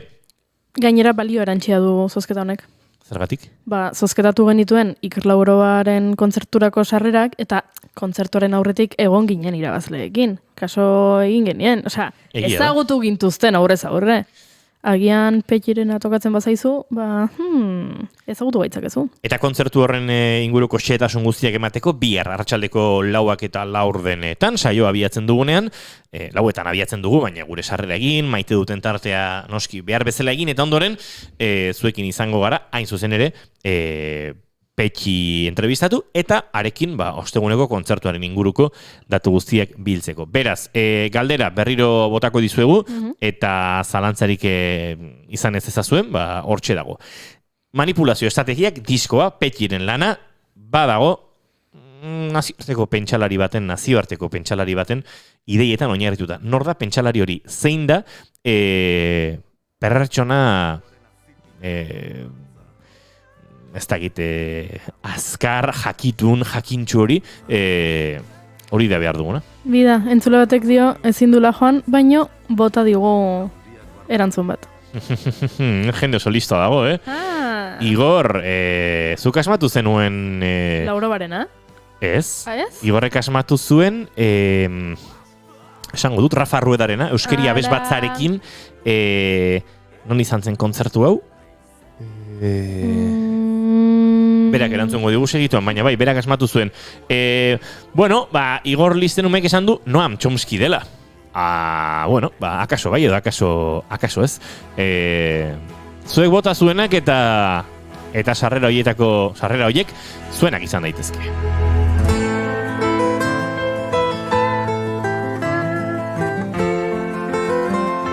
Ostegunean arratsaleko 8:00 Victoria Eugenia Antzokian, Petxi eta Etxeko Uzta, eta Juancho Zeberio, eta Etin Karnatuz orkestako kideek osatutako soka laukotea. Ez da makala, guk bizarrera ditugu. Eta galdera, azkena, gero bestela hemen luzatu egingo gara. Noren ideietan oinarrituta manipulazio estrategiak diskoa.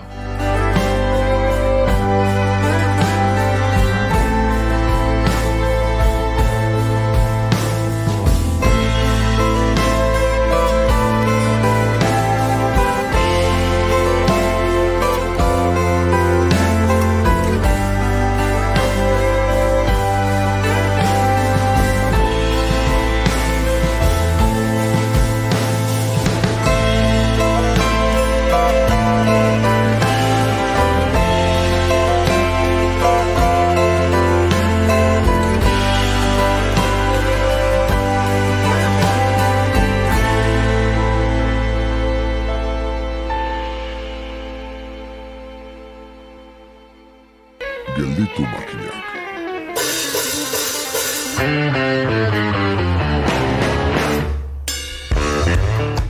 Eraiki daitekeen edozer arkitektura da? Pabiloi bat arkitektura da? Eta farola bat? Harremanak arkitektura dira? Elementuak izan litezke direnak baino gehiago? Agian, izatez direna baino funtzio mugatu eta mugatzaileagoa eskaintzen diegu? Hausnarketa ugari ditugu Ana Almandoz juntura kooperatibako arkitektuarekin partekatzeko.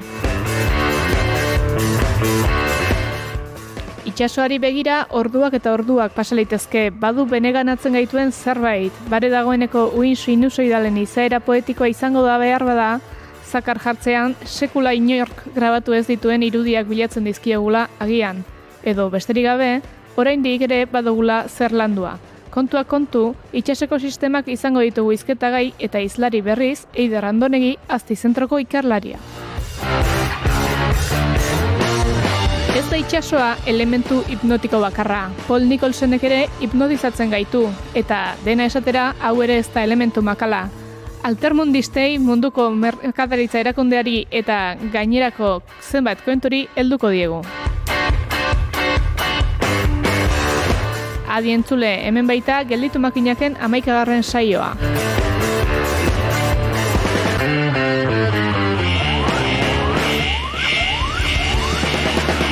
Jada entzun gai duzue gelditu makinakeko azken saioa, gure webgunean eta podcast plataformetan.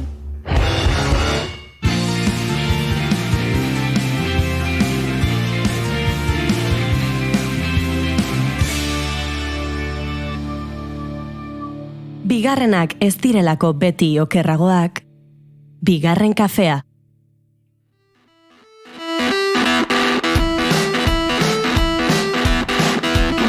It's not fair.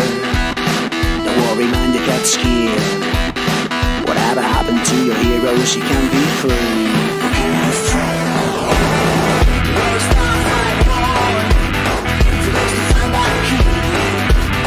You gotta get a shower, please. Status deep, status deep.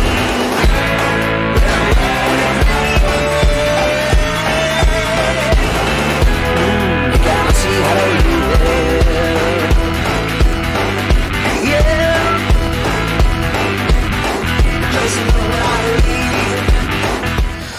Egunen batean aingu da, akaso berandu baino lehen Pitchy Joke haien diskoko No Heroes kantua baliatzen dugu askotan Unai Elordi Hidalgori harrera egiteko. Ez da egiten, gustatzen zaigu kantua.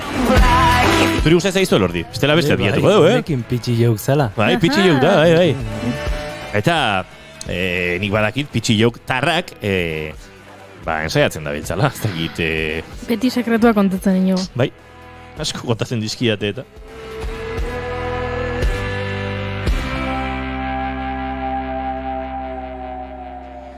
Eta hemen hasi zaizkigula mezuak iristen eta...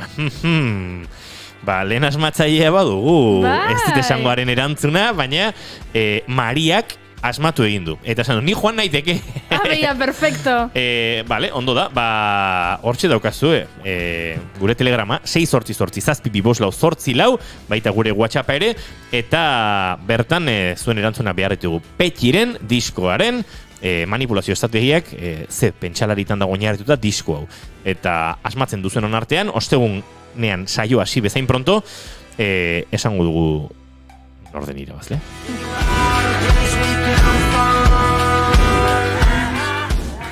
Eta Unai Elordi Hidalgo gurekin dugu, eta Unai Elordi Hidalgorekin murgildu behar dugu chat butak eta pertsonen arteko dikotomia horretan, edo zalantza egiten. Chat buta nola itzuliko dugu dialogo do elkarrizketa sortzaile edo horrelako zerbait? Robota berez. Robota, ez bai. Bota berez izatez robot bat. Oida, robot, hoxe, chat bat atenditzen duen robota izan. Olentzeroa bezala. Duela urte batzuk olentzeroen chat bota egin zuten, eta idazten zenion WhatsAppera eta erantzun egite zizun. Eta horrekin lotuta, GPT-3 sare neuronalari buruz aritu behartzegu. baina ez dakit, zer da sare neuronal bat, edo nondik abiatu behar dugu, elordi hau dena esplikatzeko. Ze, kontua da, batzuetan ari zaretela chat batean norbaitekin hizketan, eta senti dezakezue, badagoela, koherentzia puntu bat, baina eraberean dena oso naturala ez dela. Eta noski, horren atzean dagoen, butaren kalitate eta programazioaren edo diseinuaren arabera, zentzu gehiago edo gutxiago izaten dute gauzek. Baina batzutan flipatzen gaituzte, aritu gara GPT-3 bidez lehen ikusten, gero tartetxo batean goiuria kaso elkarbanatuko dugu hori. Bi pertsona ez dira pertsonak, euren artean hizketan, eta konbertsazioak beldur puntu bat ematen du. Bai, egia. Bueno, esan dute seksua etzaiela interesatzen. Bot hoiek. Hori da galdetze bai ozu berai edo erabilera arauetan sartzen dula. Ez dia bi hizketan ari diala, eta klaro, gidoi gabe, behaiek idea, GPT-3-en bitartez sortzen elkarrizketa bat, eta bietako batek esan du, seksua etzaiola interesatzen, berantzat seksua dela amaierarik ez duen proiektu bat bezala. Bida. Bai. Generative Pre-trained Transformer, GPT. Oso ondo. Esango jazu zer da, no? Gauza pila bat dia batera, baina, nik motz-motzen esango du sare neuronal bat dela, saiatzea pertsona neuronak nolabait simulatzen, ez? Aktibatu eta desaktibatu iten die, eta dia, esan gendezake, arkitektura bastante komplejo, gauza nahiko abstraktuak egin alizateko, ez? Normalean, hau estrapolatzen da zientzia mundura, eta kasu honetan, GPT-3-aren kasuan dena testuari buruz doa, ez da? Orduan, GPT-3 hau zergati da horren garrantzitsua, orain dela gutxi mundu guztiarentzako publikatu dutelako. Artikulu zientifikoa nik uste dut lehen urtean publikatu zela, baina orain ja edo zinik erabili dezake. Hala ere esan barra dago, honen atzetik berez daola fundazio bat, kasualidadea leno Elon Musk zeon, baina ja junda, ez dakit zergati jundan, eta azkenen hor inbertsio importanteak daude, desarrollo oso potenteak daude, eta artikulu zientifikoak publikatzen dituzten mundu guztiak irakurri ditzan. Beraz, alde horretatik nahiko positiboa da. Baino egia da, hau enpresa badala azkenean, eta dirua iragazi nahi dutela. Beraz, GPT hau erabiltzeko, momentu batetik aurrera ordaindu egin beharko dezu. Eta, saiatuko orain arte zeon, itxaron zerrenda. Hori da, bai, zeon beta bersio bat, jendeak probazezan, eta orain, mundu guztiarentzako irekita dago. Egia da, Generative Pre-trained Transform hori esplikatzea pixkat txapa izan daitekela. Errez esateko, Generative izango zen testua sortzeko gai dena zuk idatzitako gauzetatik. Eta gauza berriak nolabait gehitu, ez? Gero, Pre-trained hitza dator lehenago entrenatuta dagoen modelo batetik, hau da. Testu bitartez, sortu ditzazkezu sare neuronal oso handiak, nun hizkuntza bat jakiteaz gain esaldi, ulertzen diren esaldiak egin ditzazkeenak, ez? Hori izango zen pre-train, ez? Dauko modelo bat oso handia, baina gero gu hizketan ari garen momentu horretan, guk sartutako input horrekin sortzen duena da kontestu barruan dagoen gauza bat, ez? Gu futbolari hitz egiten ari bagara, sistema horrek ikasi duen arabera, ez? Futbolari buruz hitz egiten nengo da, eta batzutan harritu egiten gaitu. Eta transform hori dator, guk gure artean hitz egiten duen batzutan, konversazio luzeak izaten baditugu, batzuetan ahaztu egiten zaigu hasieran zer esan dugun, ze hitz erabili ditugun, ez? Eta hor barruan, askotan, atentzioa ditzen dizuen hitzekin geratzen zera, ez? Egu berez izatez nahiko memoria urria daukagu, ez? Berdina gertatzen zaie saure neuronal hauei. Orduan, iten dutena da, definitu transformer bat, dala atentzioa definitzeko hitzetan, probabilidaden bitartez, ze hitz etorriko zen, eta esaldeari, pixka bat, atentzio puntu hori jarraitu eta ari hori jarraitzea. Ez dakite gehiegi estenditu nahi zen, baina hori izango zen, GPT-3. Berez bertsio gehiago zeuden, bat, bi, hirugarrena, baina hirugarrenak egia da, ematen ditun erantzunak nahiko onak diela, eta nik ikusiet jendea poema bat idazten hasi, eta poema jarraitu, ikusiet jendea, sortu konversazio bat bi pertsonen arten, eta sortu egiten dizu, edo ez dakit... Eta zentzua dauka, hori dala garrantzitsua. Zentzua daukala, konbertsazio horiek zentzua daukate. Baina egia da, olako sistema batek oso ondo funtzionatzen dula zuk datu asko ematen balima dizkiozu. Hau da, zure esaldia zer modu zaude balima da, ez dizu ezer berria inventatuko. Esango dizu ondo, edo ez dakit, erantzun ningo dizu, ez da.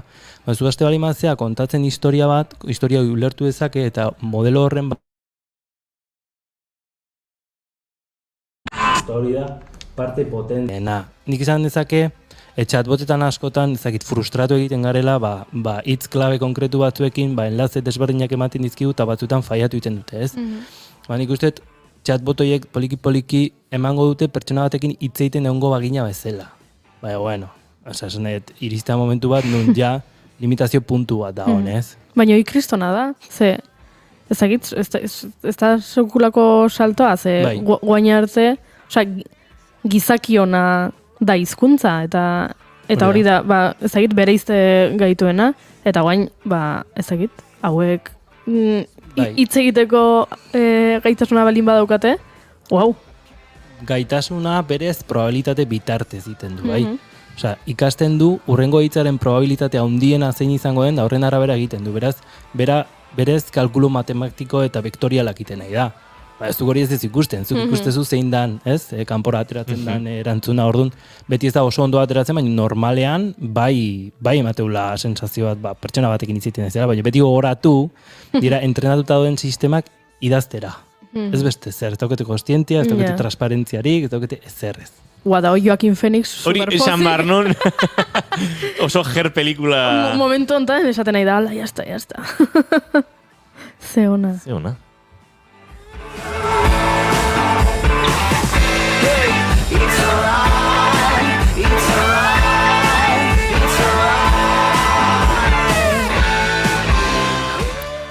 Asko simplifikatuta, da pixkat ordenagailuan aurka xakean jolasten zuen bezala, ez? Hori da, bai. Xakeak horrek baita probabilitateak aztertzen ditu?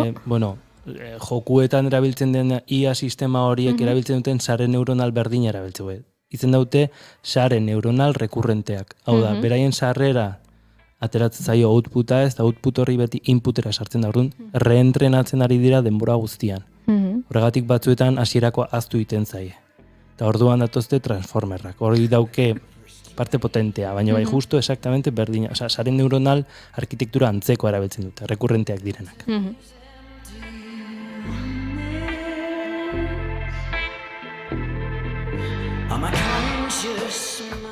Nik irakurri dut testu bat, GPT-3 eredua bitartez sortutakoa, eta sinistu ezakezun norbaitek idatzitakoa dela, bazauzkan horrelako, ez dakitez, Jesus, akats. Akats ortografikoak aditzaren denboraren aldetik eta horrelakoak, baino bestera. Ortografikoak baino... Gramatikalak. Gramatikalak, ez? Ortografia akatsik ez du egingo. Asko jota, aukera dezake gaizki, baina ez, estadistikoki egiten balin badu. Hori da segun, zezu sistema entrenatu balin bazu gaizki idazteko izu. Claro. Hau da, guk erabiliko bagenu mundu guztia WhatsAppetik idazteun bezala, sare hori entrenatzea gaizki idatziko luke. Orduan berez, ikertzaileak esaten duten, guazen ondo, datu onak sartzea, ez, edo bentsa zuzenak. Baina, GPT bidezko testu sortzaile bati, edo testu eragile bati, ezin diogo eskatu akaso, gaitasun poetiko subjetiboa, edo hori behintzat ez da bai daliteken zerbait izango litzateke, baina ortografia aldetik, uste dut, akatsik gabe idazteko gai izan beharko lukela, ez? Estadistikoki itza aukeratuta, eta zentzu aldetik. Bai, esaldiek hori da, zentzu bat izango dute. Beste gauza bada, guk egindako galderarekin edo ironia aplikatzen hasten bagara, hori ger pelikulan gertatzen zen, ironia etzuela rapatzen makinak, ez? Baina hor ere, izan ditezke erantzunak, zentzu gramatikal edo sintaktiko izatea, baina testu inguruarekin akaso pixkate... Baina ezkio, oaindik areago doa, orduan, zuregatik lana indezake, hau da, zuk aldiozu esan. Dauke sistema bat, izan daula topik bitartezekoa, orduan topik azkenen da tema bat, ez, edo gai bat, ez, orduan zuk aldiozu esan. Nahi dut, idaztea e-mail bat, nire nagusiari soldata igotzeko.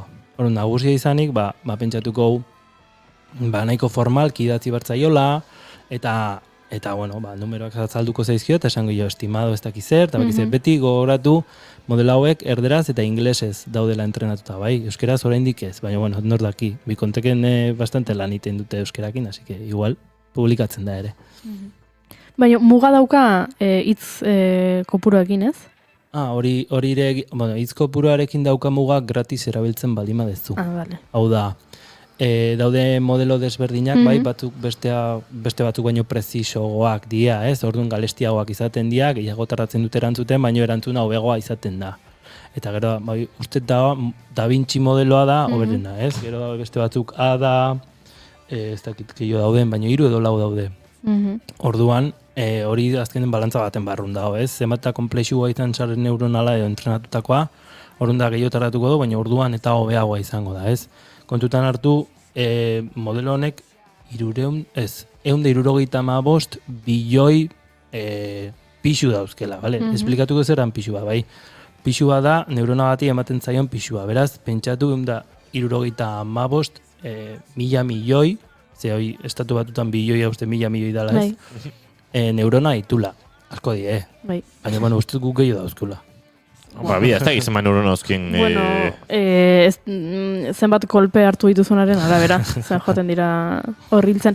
Esan dezu garestiagoa esaten duzunean, ze preziotaz ari gara, badakizu? Berez bere web horrian jartzen dute, baina esan genezake 1000 hitzekiko galestienak igual zentimo bat kostatuko lukela. Oda, zuk zure egunerokotasunan erabili nahi bali maizu normal, batzait galestia iruditzen, baina pentsatu zuzeala ez dakit editore bat, edo revista bateko jabea, ez? Pentsatu zuregatik idazten ari dela, eta gero zuzen duimarko zendula. Gara, horrek zek hartzeo. Igual kazetarien lana, posiblea dela, nolabait, beste era batean in behar izatea, ez? Baino, bai. Egunero 10.000 neurona hiltzen omen zizkigu, galtzen omen ditugu, baina 77 eta 86 mila milioi neurona, alegia 77 eta 86 bilioi estatu batuar neurona izango genituzke. Nerek talka egiten dute. Medikoak zantziten. Bai? Bai, egiten dute nire neuronek, pum! Autos de txoke bezala. Eta horrek sortzen du? Epilepsia. Espaldi ez duzu horrek izan. Zer, epilepsia beti daukat. Bai? Bai, ez daukat, atakerik. Orduan, neuronak beti dabiltza autotxoketan? Bai, denbora guztian. Ez dute jokatzen hortan, baina. Bai. Orduan, denbora guztian entzuten dut kamela nire buruan. Txistako.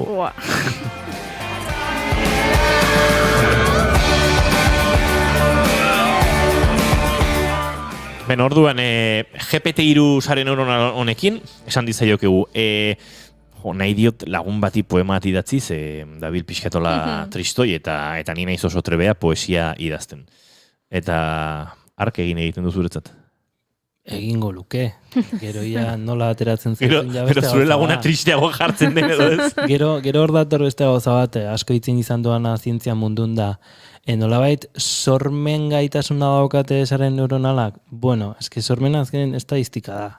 Oso simplifikatuta, ez? Orduan, ez dakit nola esan, baina batzuk aldeko die, beste batzuk ez dakit inoiz ikusi zuen daudela ia saren neuronal batzuk, pintore bat bezala pintatzen dutela, eta horrelako, ezake puntu karakteristikoak ikasten dituztela, edo patroiak, eta horrekiko irudiak nolabait beste toke estilo hori emate diote, existitzen dira esaren neuronalak nun pertsonan aurpegiak existitzez diren pertsonan aurpegia sortze dituztenak, orduan, sormen gaitasuna daukete, ikasi dutenan arabera izango da, baina beti gogoratu estadistika dela eta vektoreak direla. Hala ere, zekit pentsatzen ari nintzen, musika talde bat eta abestien letrak sortzen ditula honen bitartez, eta gero kontzertu batea jutezea, eta deepfakearen bitartez bideoak dira, eta bideoan ari da, bot bat abesten. Ez? Pertsoneri gabeko kontzertu bat izango litzateke hori? Beste kontsumitzeko era bat izango zande, bai, ez? Agian igual bain desberdin kontsumitze dugu, ez? Olako kontenidoa edo olako edukia, ez? Bai.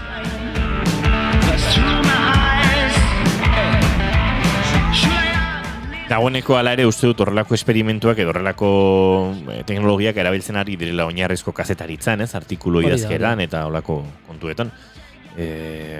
Batzutan ikusten dira itzultzaile bitartez direlako edo horrelako artikulu gaizki xamari datzitakoak eta ez dakite itzultzaile automatiko baten ondorio diren edo horrelako buten batek idatzitakoak diren. Ezki horratzetik kriston kriston movida da horren atzetik, hau da, gero hor erabili dezakezu gauza bat, ezakit guztiz legala da, baina crawlina ditzen zaiona dela nolabait, web horri jun, edukia hartzen, da, edukia transformatzen nolabait ez izateko copyrightakin, eta horrela zure web horrian daukazu, ze azkenean orain sartzen ari gara posizionamendu algoritmotan, eta horrelako gauzetan, orduan, Googleek zuk edukia balima daukazu, zuretzako beto da. Baino eduki hori esan genezake ezakite nolabait originala izan bar dela, ez? Eta patroi desberdin batzuk bete behar dira, orduan, hor adibidez GPT munduan, bai fake newsak sortzeko eta eduki berria sortzeko autogeneratutakoa, hor bai daudela, ez dakit spam moduko gauzak sortzea, eta posizionamendu munduan nik uste dut oraindik gauza turbioa izango dela, ez? Baina, bueno, ez ez gehiagi sartu nahi egia da, GPT-3 bai dauzkela erabilera arau batzuk, bai, zuk ezin dezu berez erabili, baina adibidez, ez dakit spama sortzeko, edo fake newsak sortzeko, edo horrelako gauzak iteko, bai. Baina egia da, zene kontrolatzen du hori, ez? Ez da... Pekik. Manipulazioaren... Estrategak.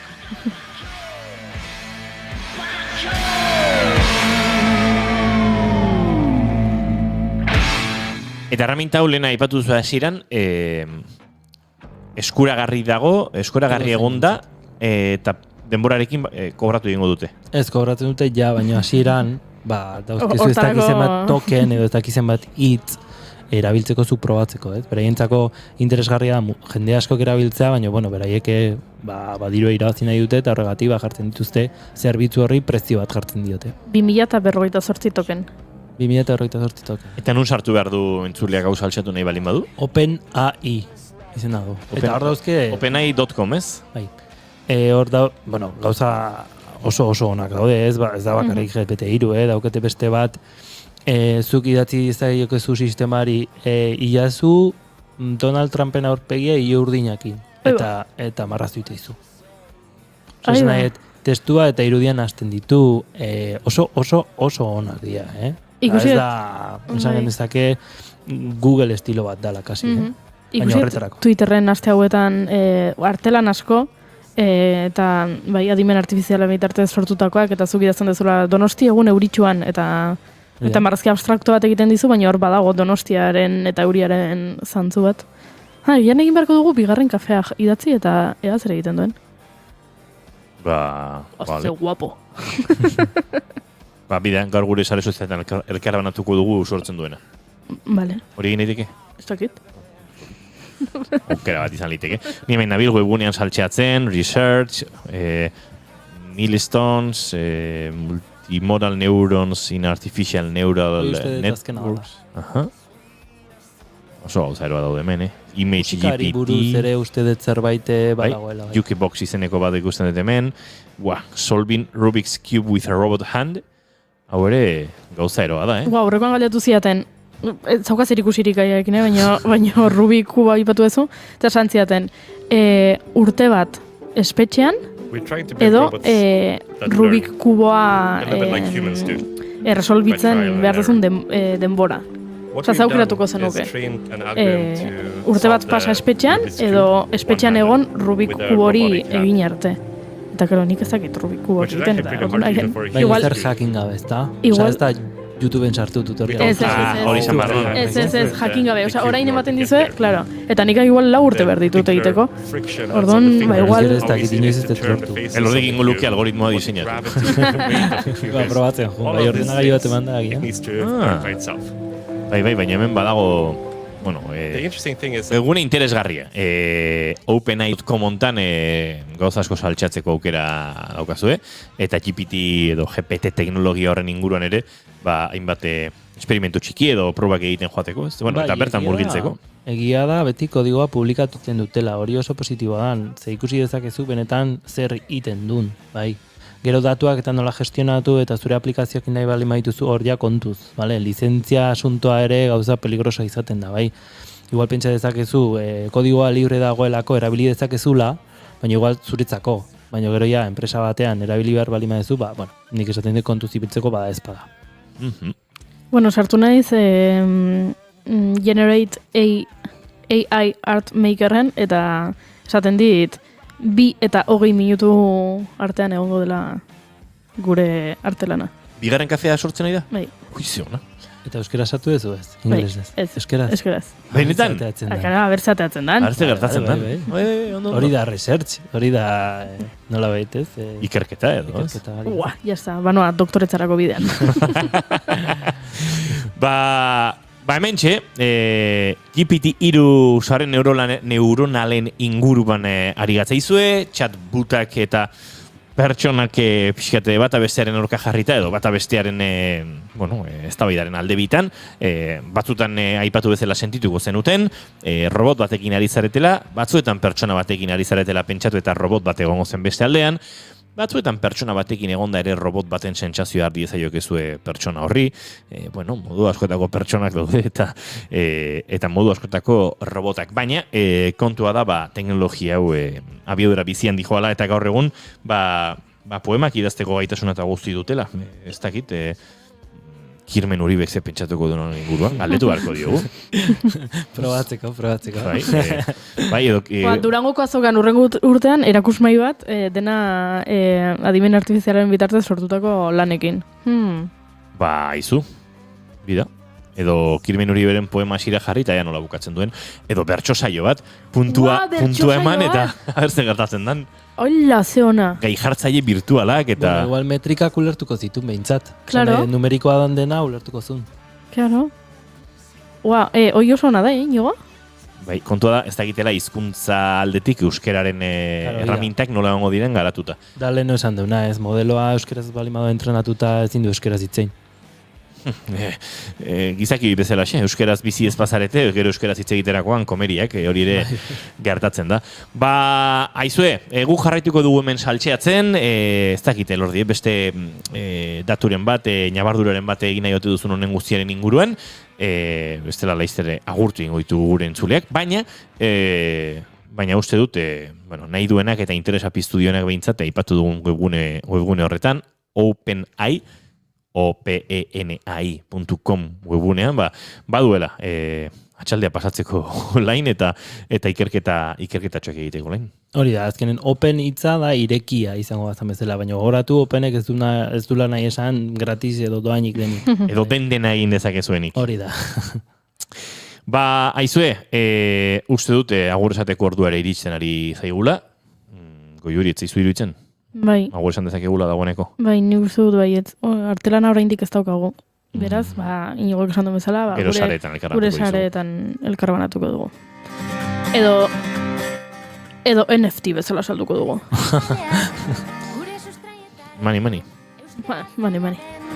Ametxetaraino izarak zintzelik. Untzaren aizea kantuarekin, Dr. Prats eta Untzaren arteko elkarlan honekin, agurtuko dugu gaurko 301 bigarren kafea. Goaz, astean ere aurrera, bihar saiotzarra ere daukago gurekin, Koldo Uriarterekin ariko gara, bere hainbat proiektu musikalen inguruan aritzeko, bihar izango dugu aukera, Iñaki Lasa Eturaren bitartez, doinuetatik aratago aritzeko. Ez dakiguna da, norekin egon den eta noren boskantuak ezagutuko ditugun. Nik badakit. Bai? Baina ez dugu kontatuko. Eta Paulin eta Juliet datoz gurera, aspaldi nahi genituen 2020an atera zuten Beloma diskoaren aurkezpen lan hori egitera, baina, kontu da kontu, mugak itxita izan genituela, iparralde eta Euskal Herriaren artean konfinamenduko hainbat garaitan, eta, orain arte, momenturik topatu, aurkitu dugu eta bihar, bai Paulin eta bai Juliet, gurean izango dira, instrumentua hartuta, giro akustikoan gurekin kafetxori hartzeko. Beraz, plazer baduzue, arratsaleko 4 hementxe izango gara zuekin, bigarren kafean gozatzeko. Unai Elordi Hidalgo, eskerrik asko, eta, ja uste dut, Gabon ostean ikusiko dugu elkar, ez da? Bai, pentsatzen bai. Ikusi Gabonetan zer ikusiko dugu elkar, baina bigarren kafean behintzat, urtarrian izango da urrengo itzordua. Eskerrik asko. Zuei. Hem caminat entre tempestes. Goiuri ez izarandia? Zer. Itzaldi sorta daukago hor. Bai. lanak azkar bukatu eta bagoaz korrika. Bagoaz, baditugu aurrekoan aipatu genituen, Felix Ruiz Darkauteren inguruan Josu Iztueta eta beste hainbatek osatu hartzutena, badozko osasun gintzaren inguruko osnarketa pila egiteko, hau bizi dugun mundua. Bihar arte Goiuri. Aio. Eta zuri entzule nahi baduzu, plazer baduzu behintzat, esan da bezala bihar arratsaleko 4:00 aurrera, gauza agitz interesgarriak zuekin elkar banatzeko ditugunak. 5 minutu arratsaleko 6 izateko untzaren doinuekin utziko zaituztegu eta segituan Arianeko lankideek hartuko diote lekukoa gaurko saioan. Izan ondo, bihar arte. Hem caminat entre tempestes, però ara tornem seguint el vent. Des d'una nit de primavera, cremarem els mals moments, massa bé. Som les de sempre, amb les de sempre. Som les històries que ens han forjat. Som tot allò que ens queda per viure. Som cada crit de llibertat.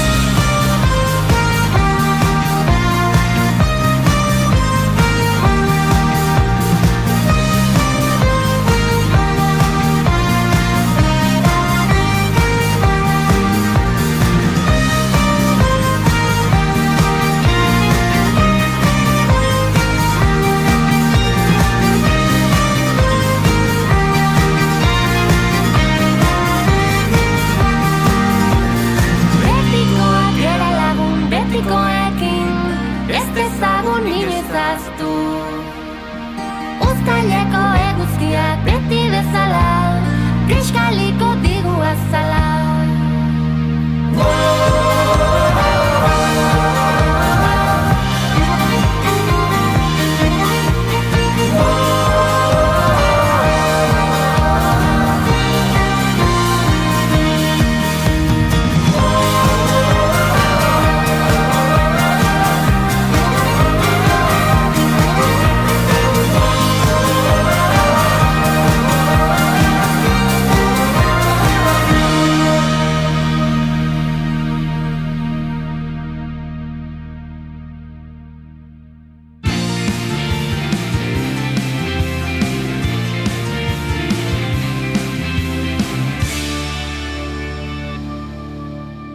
Keep calm and bigarren kafea.